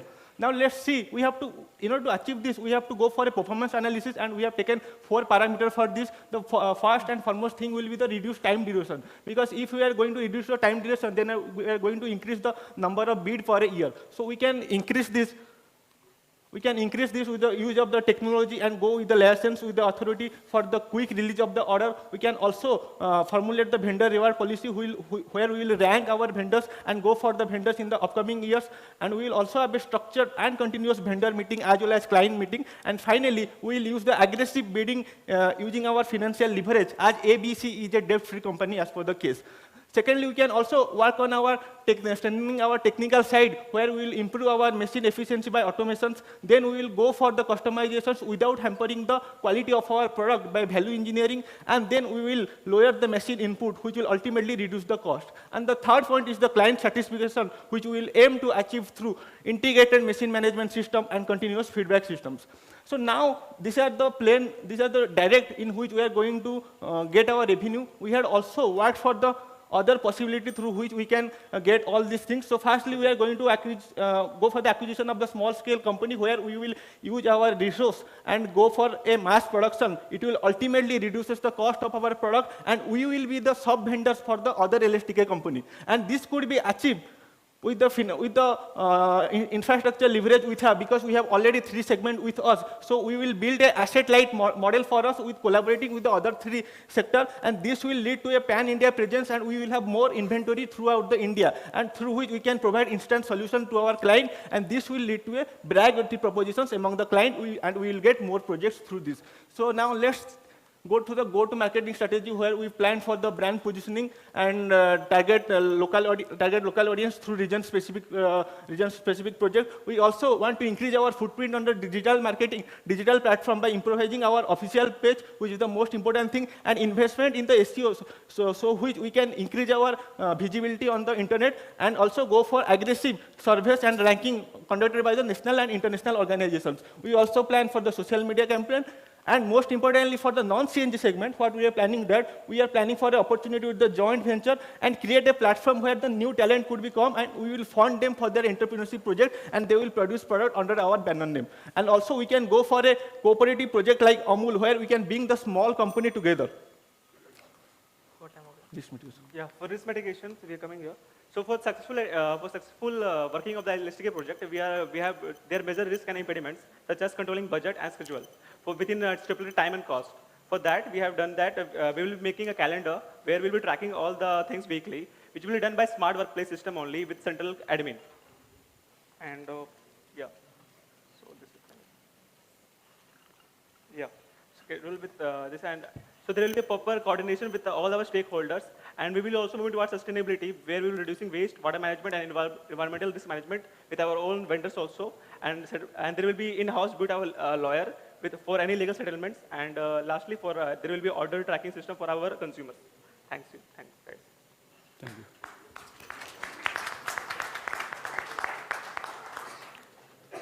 Very, very well done presentation. I think you started with a statement of strategy, then you went to HR, then you touched financials, then you touched marketing, and then the last was mitigation. So this is a very complete way of doing things, and you started off well with the market research, audiovisual as well. So that was also very good. So I think overall, very well done. Congratulations. Thank you. Thank you. Only one question from my side. A good presentation overall.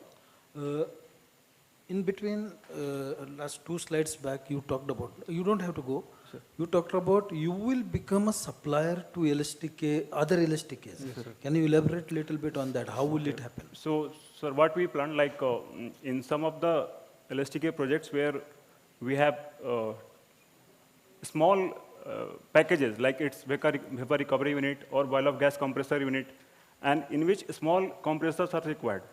So for those companies, we will be acting as a sub-vendor. And the main company will be someone who will be doing the entire project. So that was in that context. So basically, our target was to get a revenue even from our competitors. So when there will be LSTK competitor in the market, so what we are going that, in the first initial year of our profit, we are going to take some small company, regular products making company. And since we have the established company and we have that market chain, and with mass mechanization, we can produce all those things rapidly with a minimum rate. And eventually, we can supply them and become a sub-vendor to all those contractors. One more question. When you did this financial analysis, you almost concluded 50-50 is a suitable thing. And in the next step, when you looked at the actual side, what you presented, it was coming even half of that. The data was not even required to that level. Sir, actually, we estimated it for second year and third year also, like 50-50 for the first year. For second year, it will be 60% with debt and 40% with the equity capital. 70 and 30. And after overall analysis, in fact, the thing was that in the design phase, the margin that we have kept is around 30%. But the actual cost that will be coming in design phase will be around 10%, because it will be just a paperwork kind of thing. So major cost that we are going to incur is in the part of engineering and construction. So that's basically saving that whatever we are going to take it from the client at that phase, that will be going to use in engineering and construction. That was our plan. Also talked about leasing as a model, but you didn't get into the depth of that solution. Any reason why? Pardon, sir, I couldn't get you. There was an aspect on one of your slides which talked about leasing as well. Sir, yes, sir, leasing, that's the plan we are planning to go. If the company is not have sufficient amount of money, they can go for leasing of company.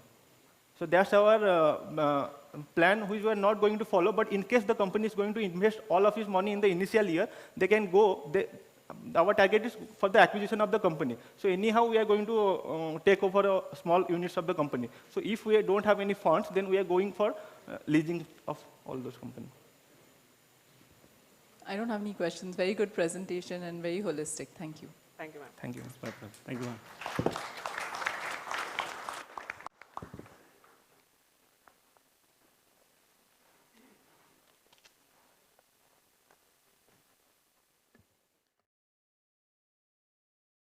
Impressed with all the presentations that we've had till date, right? All are very happy. Okay.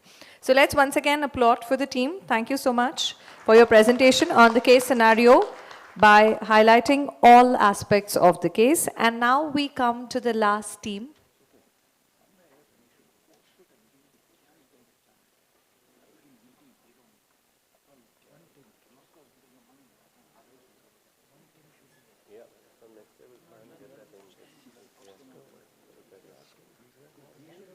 The last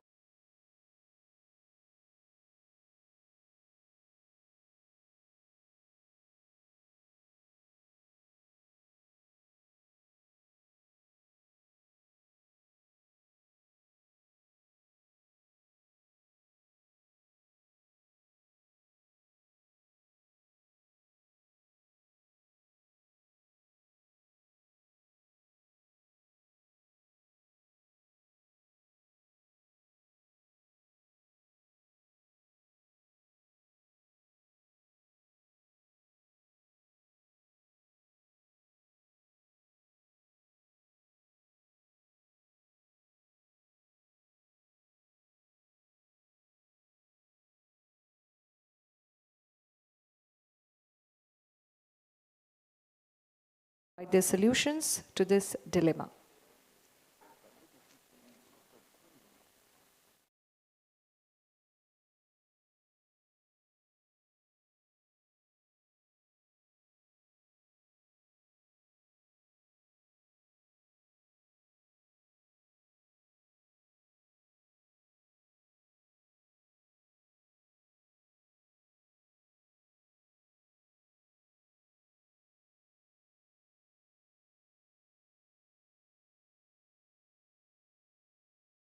So jury members for giving us the opportunity to present in front of you, all you.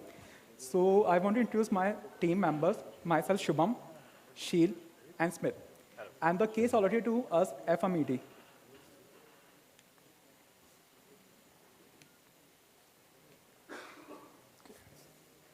So this is a flow of our analysis. So first objective, then challenges, and on the basis of challenges, we try to give the strategy for the company which can work on it. Then the analysis part on the basis of the data points and the exhibit given in the case study. Then the solutions and the roadmap year on year. Okay. So we want to, basically objective of a analysis kind, we want 10% market share in next 3 years. And to meet this objective, we have suggested the following strategies. First one is a forward vertical integration. Second is the cost reduction of the raw material. Then finding a feasibility of the new integrated plant. And then we give a new marketing device like CIM opportunity. And next is the technological differential product, which is kind of getting the insight of the consumer, what the consumer want. So we'll discuss in detail. Next is about the penetration in the domestic and the abroad market. So this is the analysis which we got from the data points. As you can see the first figure, like we plot the product category and the quarter by quarter on the term of sales in percentage. As we can see, like the DF and the JK have a constant growth, but they have a fluctuation. So we think this is a kind of a seasonality product. Other, you can see they are like there is no much difference. So might be a constant demand. We think this is kind of a other thing. So basically focusing on the, with the help of figure 1, like DF and JKL are the seasonality products. And then the figure 2. Basically, then we product the product category with the quarter by quarter sales. As you can see, like ABC and JKL are the performance, which are giving a major revenue for us. And the third figure, as we can see, like we take the other indicators and the product category. Like we take the sales, RMSP, and the reason behind taking the RMSP because it's the main indicator of the cost. Like as we see, like 84%, 74%, these are taking a major expense from the sales. And we think the other parameter might be the same for all the things, like the marketing and the stuff. Like a lot of assumption, do open case study. So then we find the sales minus RMSP. As you can see, like the ABC and JKF left with lot of revenue. So lot of opportunity, gross margin, profit, performance, profitability, we can say. Then figure 4, we can, from the exhibit itself, like ABC and JKL channel. So in the exhibit, we have given the oriented, product category oriented sales. So we can find ABC and JKL having a least number of order, but giving a major sales, which is given by the perception model. Perception model basically nothing, which we plot the orders on the X and the sales on Y. We can say ABC and JKL are a cash cow, which are giving our revenue in spite of other things. And the DF, EF is a kind of seasonality products. On the basis of all things we can say. Now, the solution part. So basically we can say like this ABC and JKL product category giving a lot of revenue. We said for the long term, please we set up your own retail channels, on outlets. Because when we integrate, set up an integrated plant, we have a lot of revenue, gross margin, which can be given to consumer, and then we give the discounted, so they can buy from us directly. One of the channel for the long term. The short term, we can say e-commerce website with a third party, Amazon, Flipkart, Metro, and Best Price, Walmart. Other thing we can say, we can develop a platform, easy, nothing else. The last is the integrated channel. Basically, setting an integrated mobile application for where all the stakeholders, retailer, wholesaler, modern trade, consumer, where everyone can come, like India Mart. You can come and purchase from us. And it's kind of a one-point contact for all the stakeholders of a company. And the special feature we are thinking, like we can give the supplier, like the credit policy, which is one of the things, like DCO. Like what is the credit policy? We can get the point, like they can take the credit at the long term and find the inside what the credit policy they want. Now, Sheil, you can take from me. Thank you, Shubham. So as evident in the case, the cost reduction for raw materials is a crucial factor to achieve our desired objective. So we have proposed three solutions for this problem. The number one is the lookout for alternative raw materials. Alloys, we can look for copper, the alloys of copper, and we can also develop new mixtures by introducing a higher composition of impurities in our metal mixtures. Number two, for the as we know that we are integrating all the 4 old plants into one. So for a short term advantage, we can implement the 5S methodology in our existing plants, which is a good method seen in the industry to reduce the raw material price. It can increase the efficiency of the plant, and daily work management, glass wall initiatives, and other performance indicators can also be implemented. Number 3 is for the long-term perspective. We can look for alternative sources of raw materials. Like as we all know, we have had a high dependence on China for the raw materials for eons. So we can look towards other new countries for these raw materials and diversify our risk so that we are less affected by the raw material price fluctuation. And we can also deploy, again this is a long-term objective, we can deploy R&D capabilities for developing substitutes of current materials. And this we can outsource it to other countries as well. Say for example, Vietnam, 2 years back it introduced an initiative where they're encouraging companies to come there and do the R&D, and they will provide incentives like corporate tax redemption and such. So on the deployment of these strategies, we make our new plant more feasible, and 2 years down the line, we can approximate a saving of 125 crores from the existing working capital.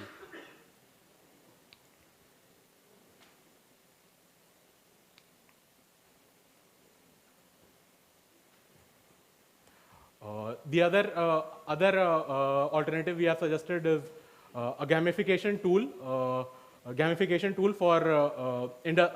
for getting insights from the consumer, be it B2B or B2C. It is coming in the form of an app, which is Chetak app, and it will help us to find the consumer needs and insights. These insights we will be using for marketing and sales as well as future product development.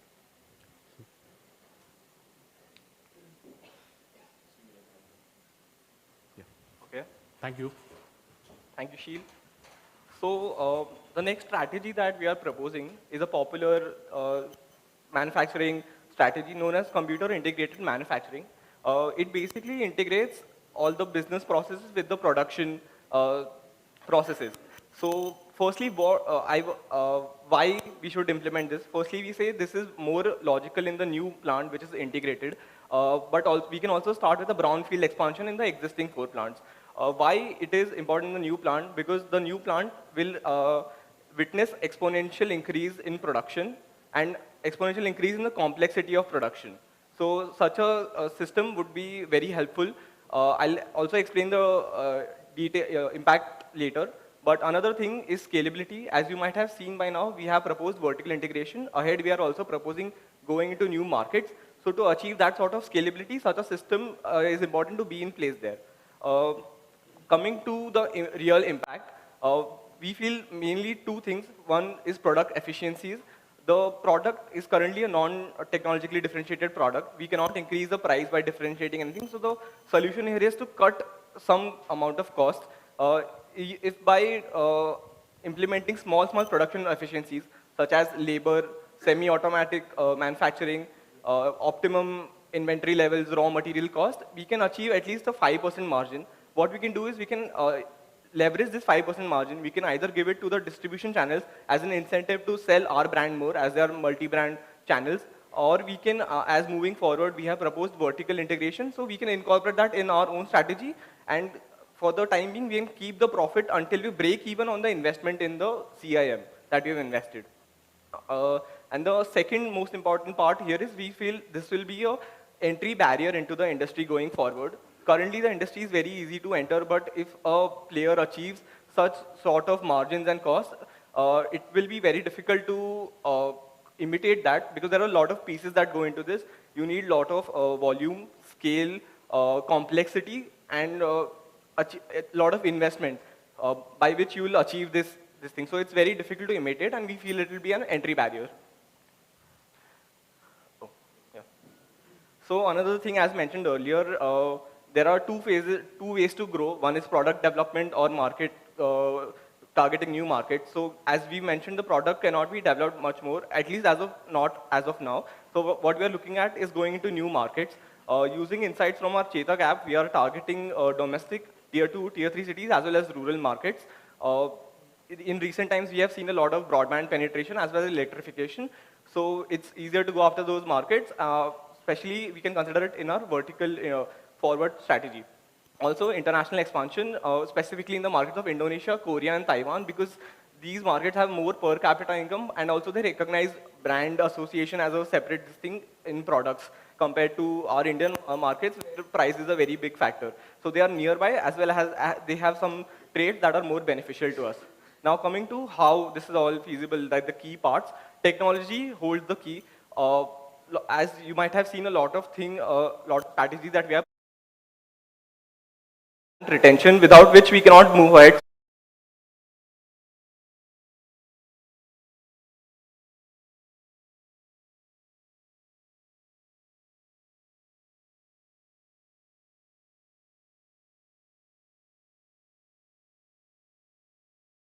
Wider competence framework based on performance based, so that we can retain them, and also the new plant will have some issues, so relocation and other benefits, so that where they are incentivized to not leave and attrition is low and we can keep the good performing people. Coming to the final roadmap, so having heard all the strategies, now we are going to consolidate in a chronological order.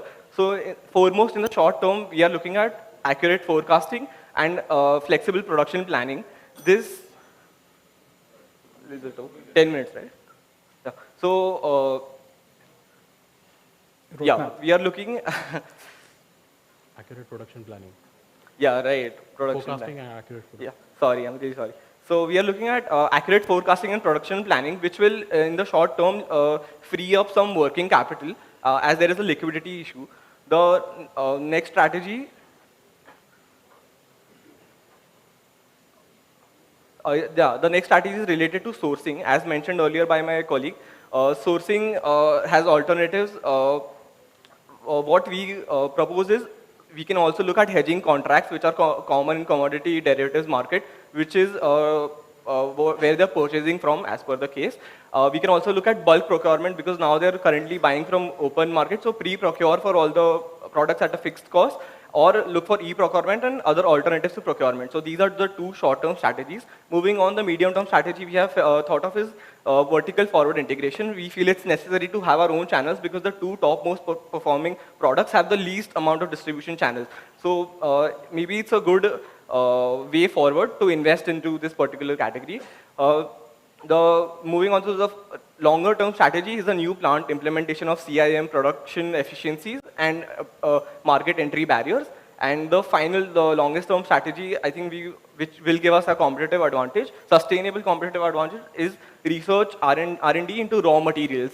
Because the case very clearly points out raw materials are a very big cost involved in this thing. And a long-term investment into R&D specifically for raw materials will be a sustainable competitive advantage that probably our competitors cannot imitate. So yeah, that's all from our side. Thank you. Thank you.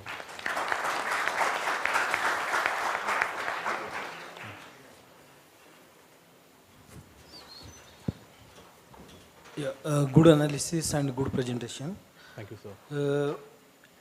In the first or second slide, you mentioned about using the e-tailers, 3, 4, 5 e-tailers you talked about. Did you look at in this industry specifically where this company is operating right now, what is the role of the influencers in the market? Do you understand what is influencers? Key opinion leaders. Yeah. So what is their role? So if you go to the e-tailers, whether the role of influencers will go up, go down, or vanish, what is your thought? Sir, I think so influencer must not make an impact because kind of B2B business must there. This trust factor is, I think so, can play a factor, like the credit policy, like we say, like we can know the supplier, we can give the more flexible credit policy to them. So I think so influencer will not make a much impact. And if we make a more impact, want to make an impact, go for the supplier, make a more trust, better credit policy to them, and we can make an impact. Anything else you want? No, that works. One point in time, you also showed some raw materials sourcing diversification from different countries. Yes, sir. Whereas in these products, the kind of raw materials which are used are like global commodities. Right. So how will it help you if you source it from one country or other country or other country? The copper rates or whatever, the casting rates are almost similar in the connected world today. Correct. I think we missed this component specifically due to COVID. We had seen a lot of supply chain disruptions. So one reason was to ensure the diversified supply so that we don't put all our eggs in one basket. That was more to balance COVID, not a long-term strategy. That is what you are saying. No, so that was one of the reasons that I remember. So government policy also make an impact. Like we don't have a good relationship with China, but we have a good relation with the Latin American countries. So I think so we can go for the more friendly country for the sourcing, like the Brazil and the Russia and Chile. Chile having a more mining sites, and we can like IOCL make a partnership with the Venezuela Oil Corporation. So we can go for more type of partnerships and with the help of government. Okay. Another point in the end, you mentioned you will have your own channels going forward. Can you elaborate on that? What does it mean? You said you will have your own channels. Right. So what do you mean by that? Multiple integration. Sir, yes, so that was a part of the vertical forward integration strategy, wherein we are, So right now also the company is having own channels or not? Sir, they have not mentioned anything yes, in the sir, case. it was not mentioned, so we thought it's a good strategy going, especially because the absolute number of channels for these two products are very less. So then also it makes. Good. I think it was a good presentation. You touched a lot of things, and being last in the list also doesn't make it easy, because I think there were some challenges of transfer of slides, etc. Couple of questions. You have done a lot of work saying that what are the ways by which you could reach the market. But did you think of segmenting the final buyer, the market itself? What are the kind of buyers there?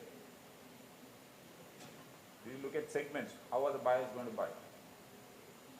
That doesn't come out in the first 2-3 slides. You talked about how you reach the market in terms of your apps and your other things. Did you consider that or no? Sir, so one thing was it was a little open-ended. We did not know the exact products. Yes. And secondly, we did a broad segmentation by way of we'll have something for B2B where we are providing them extra credit. We are trying to reduce our day sales outstanding. And the another Chetak app, which is the front-end app for B2C. B2C or B2B? Only Yeah, B2B both. and B2C. Yeah, Two both. segments. Yes, sir, both. Yes. Both sides. Good. Okay. Good. Thanks. Thank you, sir. Thank you.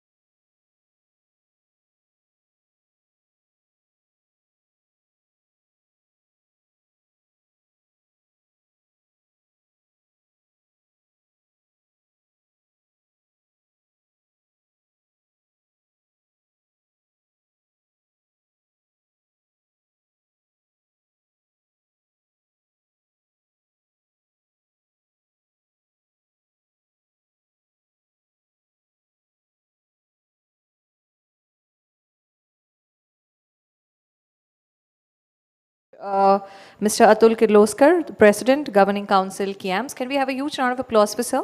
Along with him, also I would like to invite Mr. Amar Shekhar Bunagiri, the Vice President, Governing Council, KIAMS, and all 4 judges. Can we please clap and welcome the judges on stage?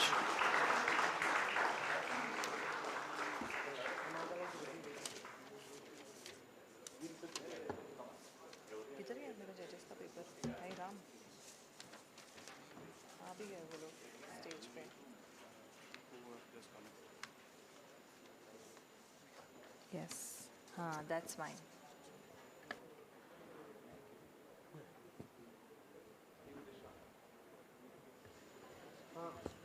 Hello. One guest, one is missing.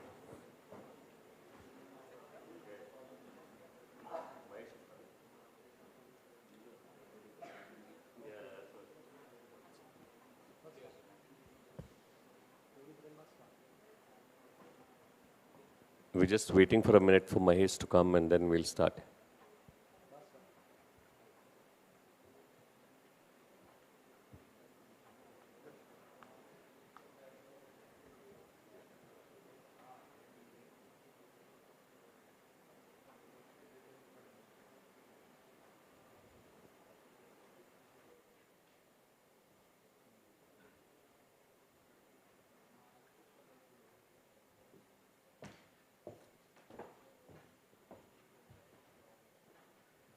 Yeah, firstly, on behalf of the Institute, I'd really like to thank Srini, Sanjeev, Mahesh, Gauri, Atul, all of you for coming here because it means a lot, not just to us, but even to the participants to have all of you judge the cases because being in a leadership role, the kind of questions and the insights that the students get when you assess them and ask them questions is a great learning for all of them. So honestly, thank you all for being here with us. I'll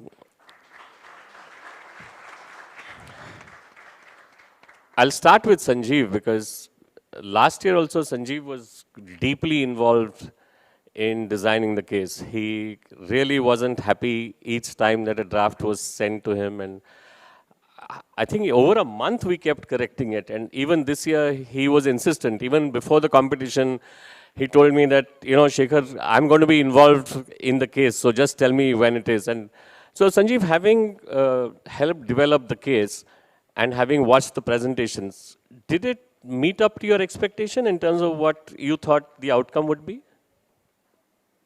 Yes, Shekhar. Whenever this is a case study kind of a things happening,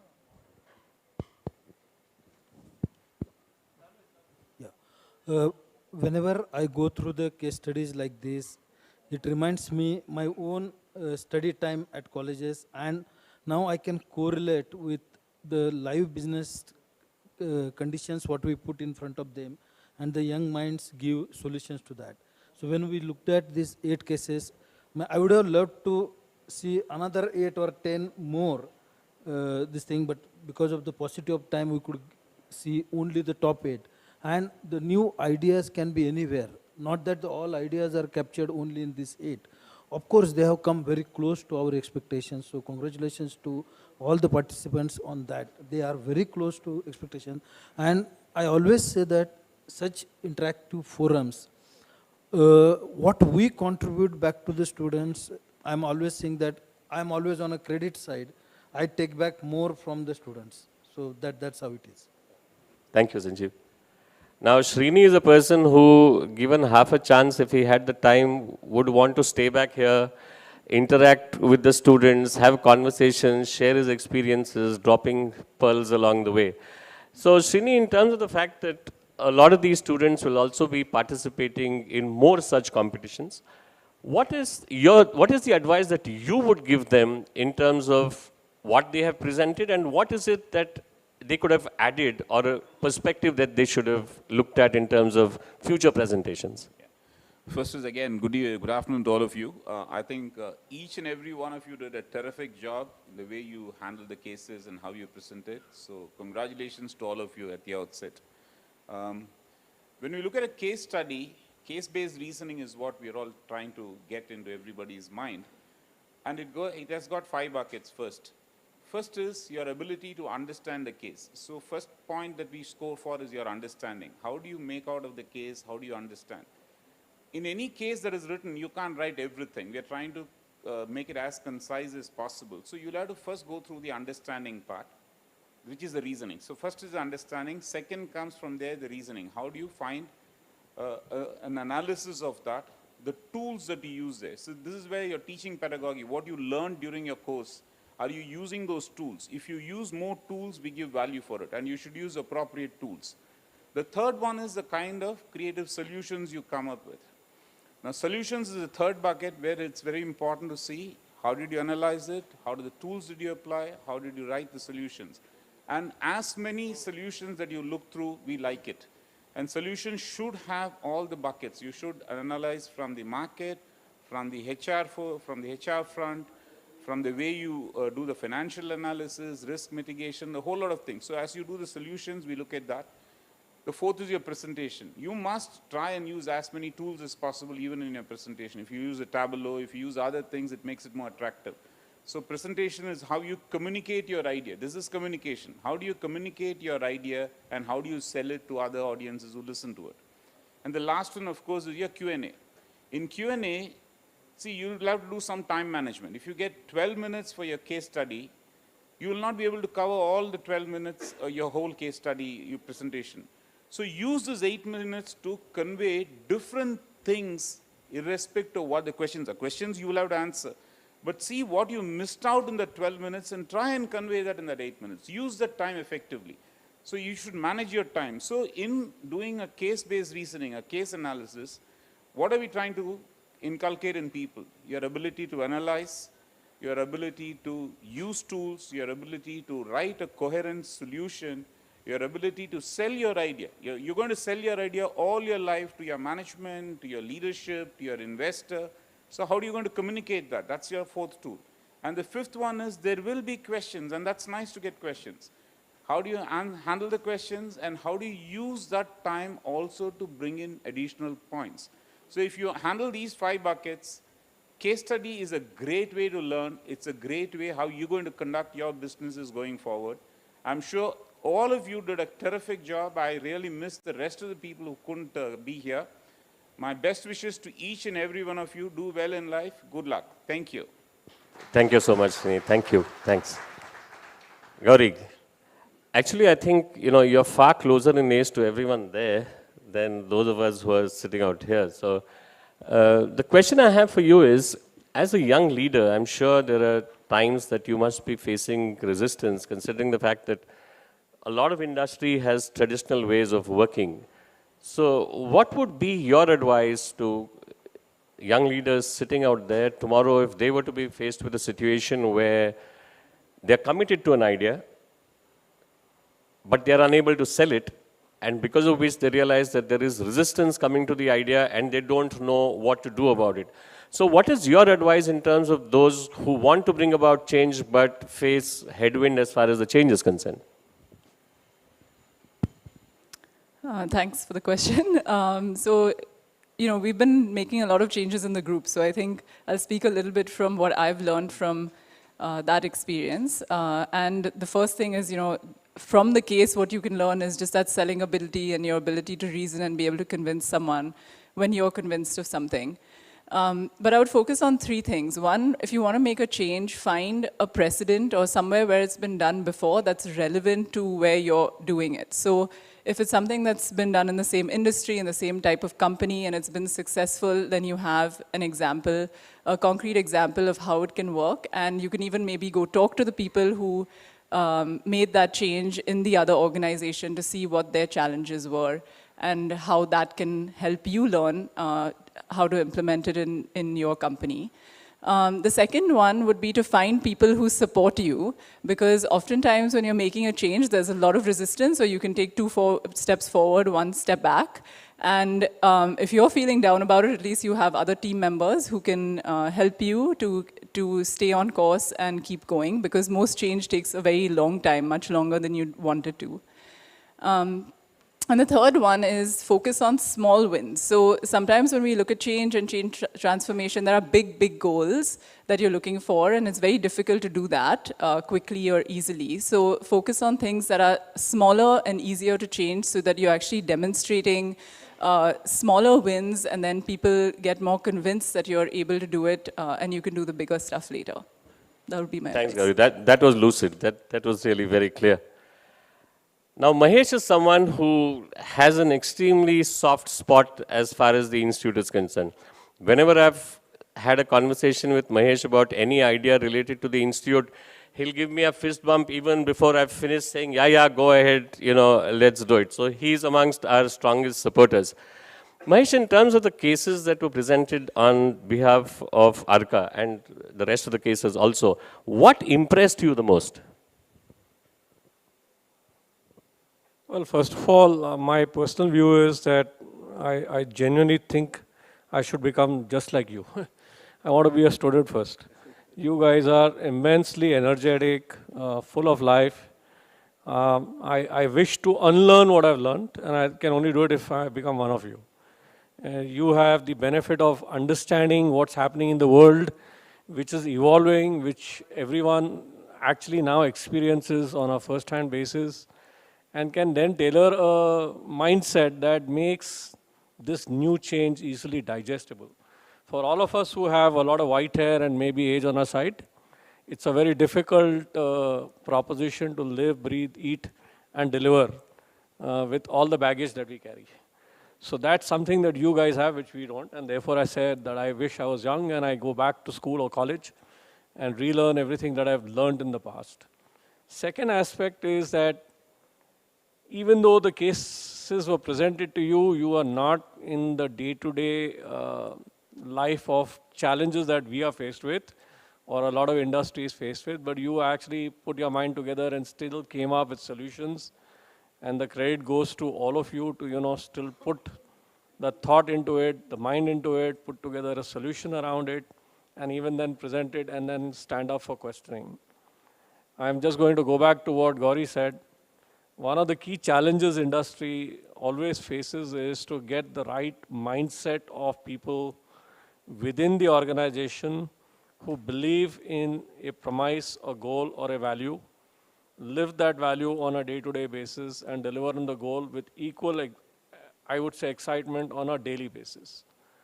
And the last bit is stakeholders are many out here in our system, ecosystem, be it vendors, suppliers, dealers, shareholders, bankers.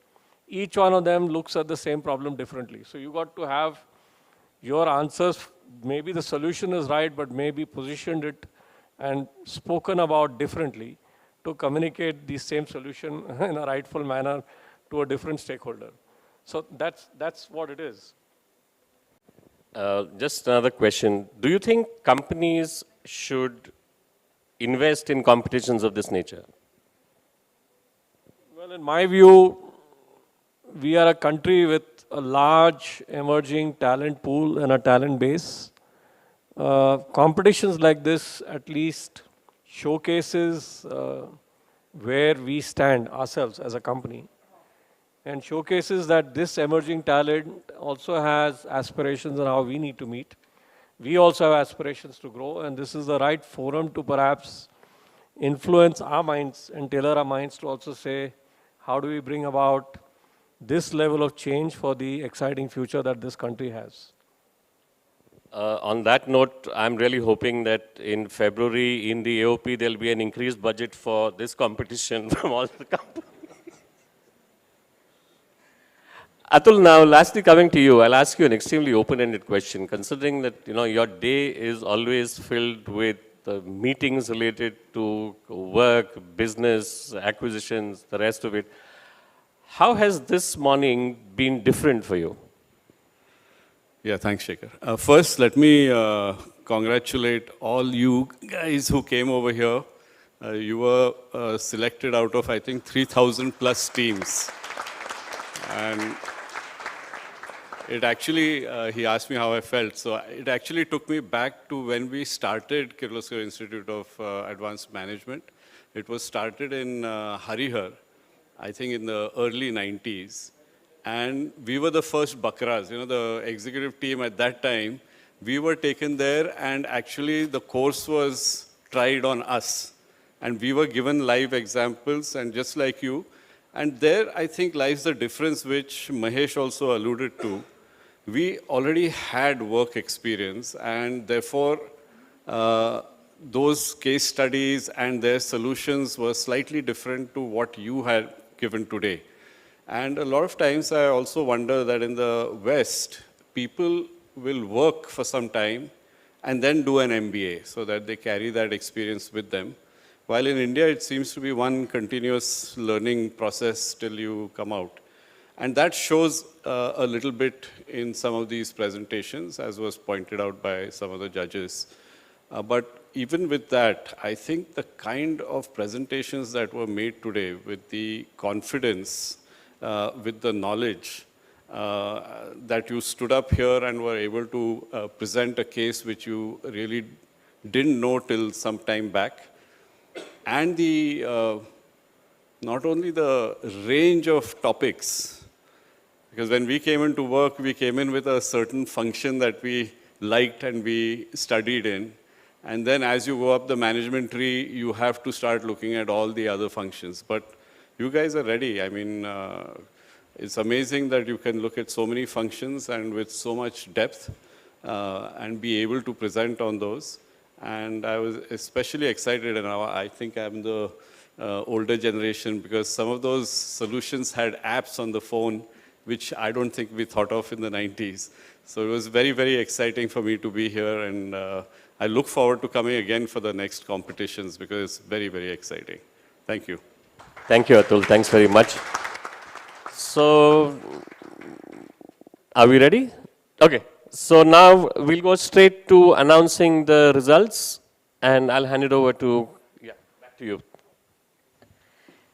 Can I request everyone to please be here on stage? Yes, sir, please. Yes, we want you on stage for the winner announcement.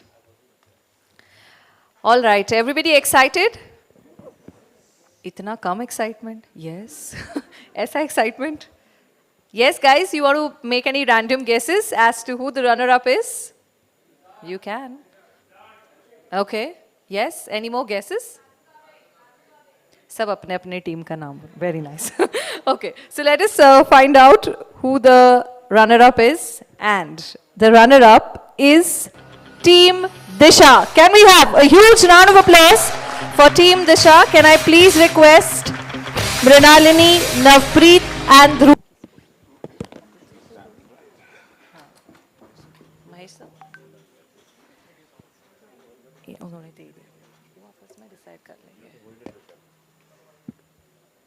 Congratulations. Let's give it up once again for our runner-up team, Team Disha.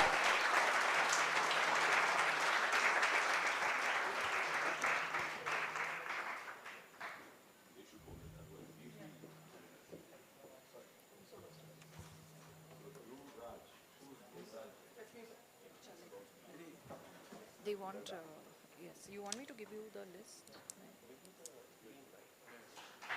He's asking. You have the mic, right?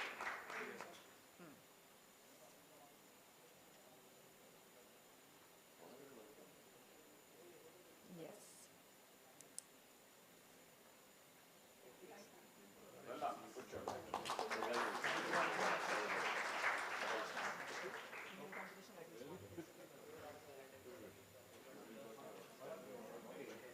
All right.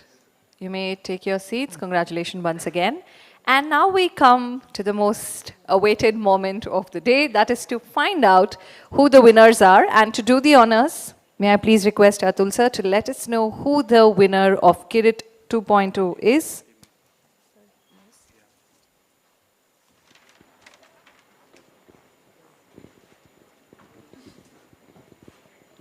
The winner is the Wizards. So can we please have Divya Jyoti, Vikram and Rajiv, the team members on stage. Taaliya bajti rehni chahiye for the winners for all the efforts that guys have put in throughout to mark their presence and make sure that they take the winning trophy home.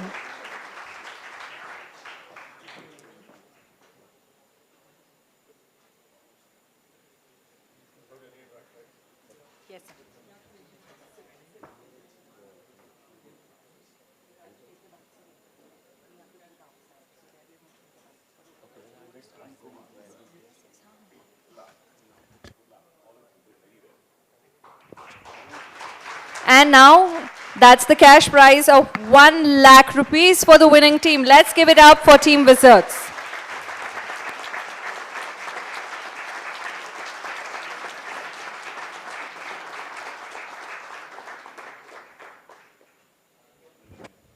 Okay, just stay back for 2 minutes. So, has it sunk in? Saturation points. So, what's the immediate feeling you have on hearing that you won?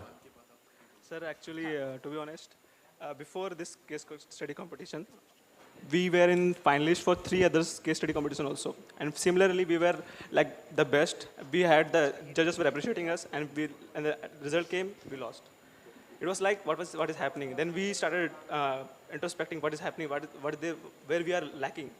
Now finally we are here, and I was again like, "Pata nahi, this bar bhi wahi hoga," like something like that. And this time we just touched that point where we were lacking.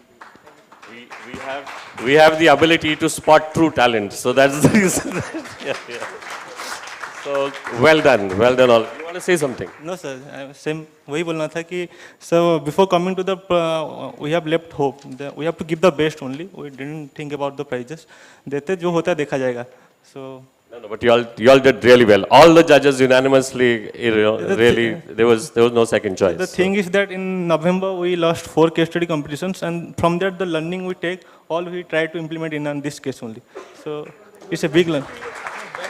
It was like, give your best, that's it. That doesn't matter if you are losing or winning, just give your best. The result will automatically come where, like there is saying that, कहाँ का मेहनत कहाँ काम आ जाएगा हमें नहीं पता, बस मेहनत करते रहो, that's it.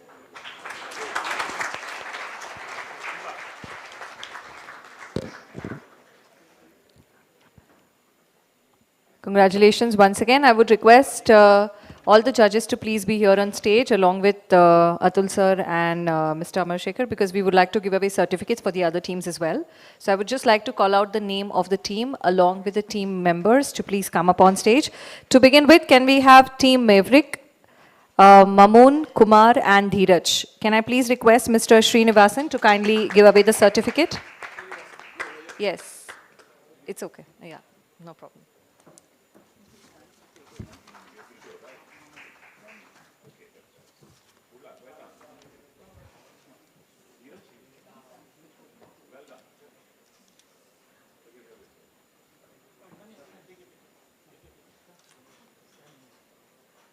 Yes, I would request the teams to wait back for a group photograph.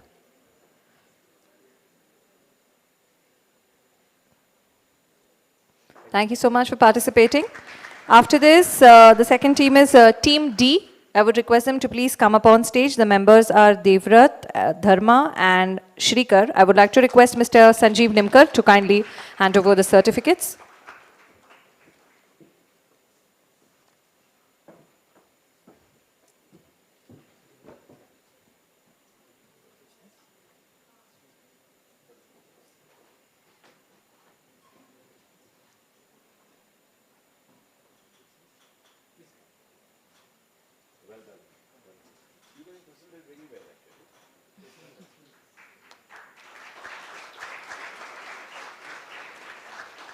The next team is Team Bajaj. So can I request the teammates Ajit, Vaibhav and Deepak to come up on stage. I would like to request Mr. Mahesh Chabria to kindly hand over the certificates.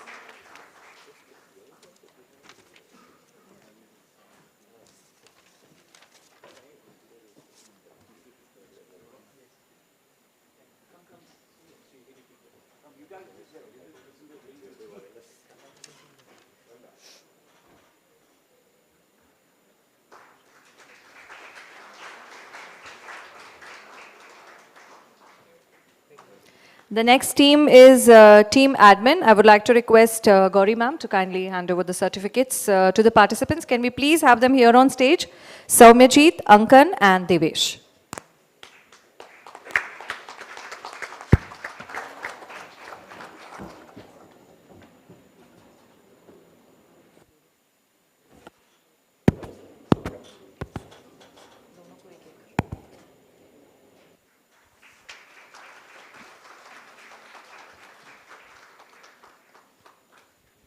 The next team is Kasukabe Defense Force. Can we please have Ayushi, Mradushi and Akshara on stage? I would like to request Mr. Amar Shekhar to kindly hand over the certificate to the team.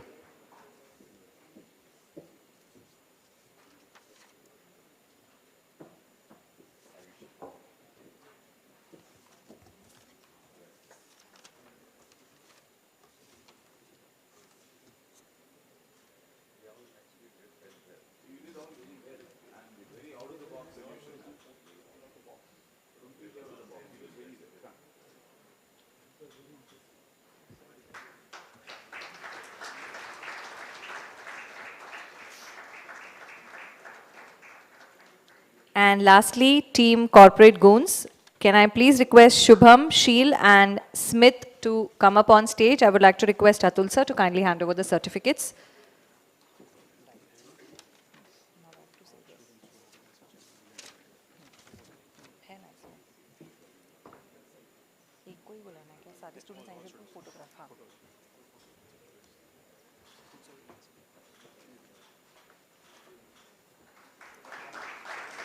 Congratulations to all the teams for participating.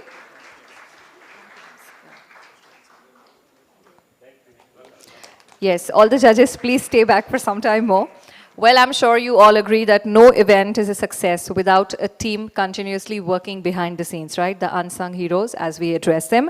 So the student volunteers of first year and second year batch of KIAMS have put in tremendous effort to make sure that KiRiT 2.0 is a grand success. Can I request all the volunteers to please come up on stage? Yes, Ajao, with the judges on stage, I would like to request Atul sir to hand over the certificate to them. Just the bunch.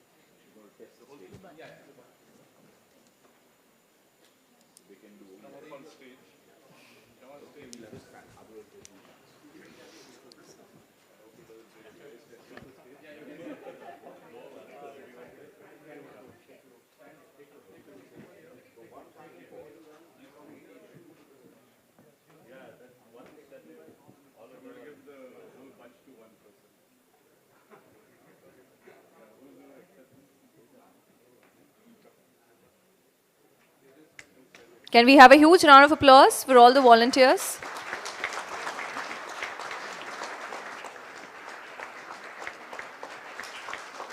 Thank you so much to all for their relentless support throughout the event.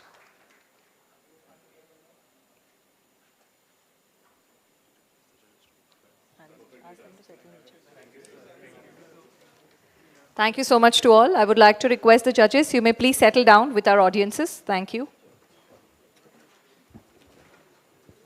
So with this, we come towards the end of our today's gathering. And now to formally close our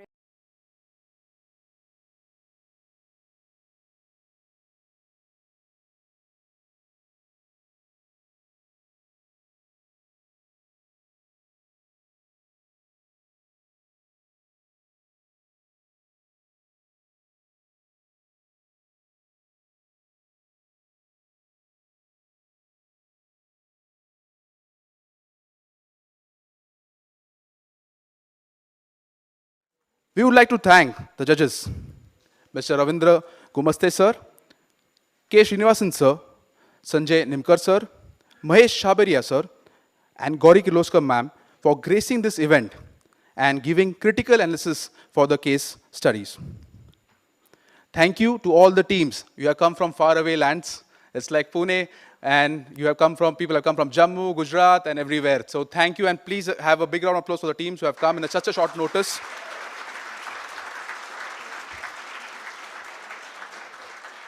A special thanks to Kirloskar Group companies for their constant support and encouragement for making the event a grand success.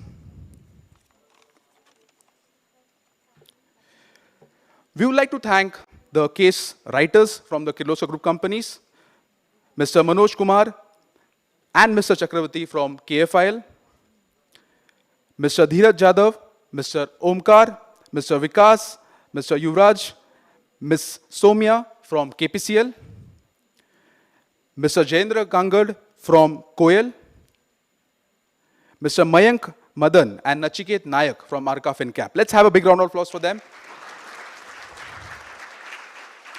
writing the case was a difficult task because we as faculty are used to it, but the group companies, executives were not used to it. So we had to have a constant interaction with them through Google Meet. They were very, you can say, calm enough to make sure that we are available, they are available, and then come at a common ground and agree on the common points. So it was a tough task which was just done in 1 month's time. So it's a big round of applause for them. All the case writers, thank you. The support staff for the event, we would like to thank them, Mr. Nikhil, Mr. Prasanna, Mr. Sridhar Patil, Mr. Kishore Patil from KIAMS Pune. From KMSPL, the CTO, Mr. Shastra Dattatreya sir, all the staff and faculty from KIAMS Pune, there's the security, the canteen facility for providing good food and the meal and the coffees, so such that the students were not tired as well as the judges were all on their feet.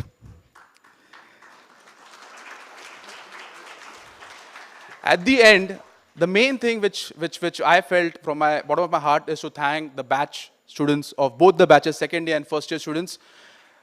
It was the first event after COVID. So after 2 years, we are doing an event, having such a grand audience and doing it on such a large scale was a treat to the eye, I can say.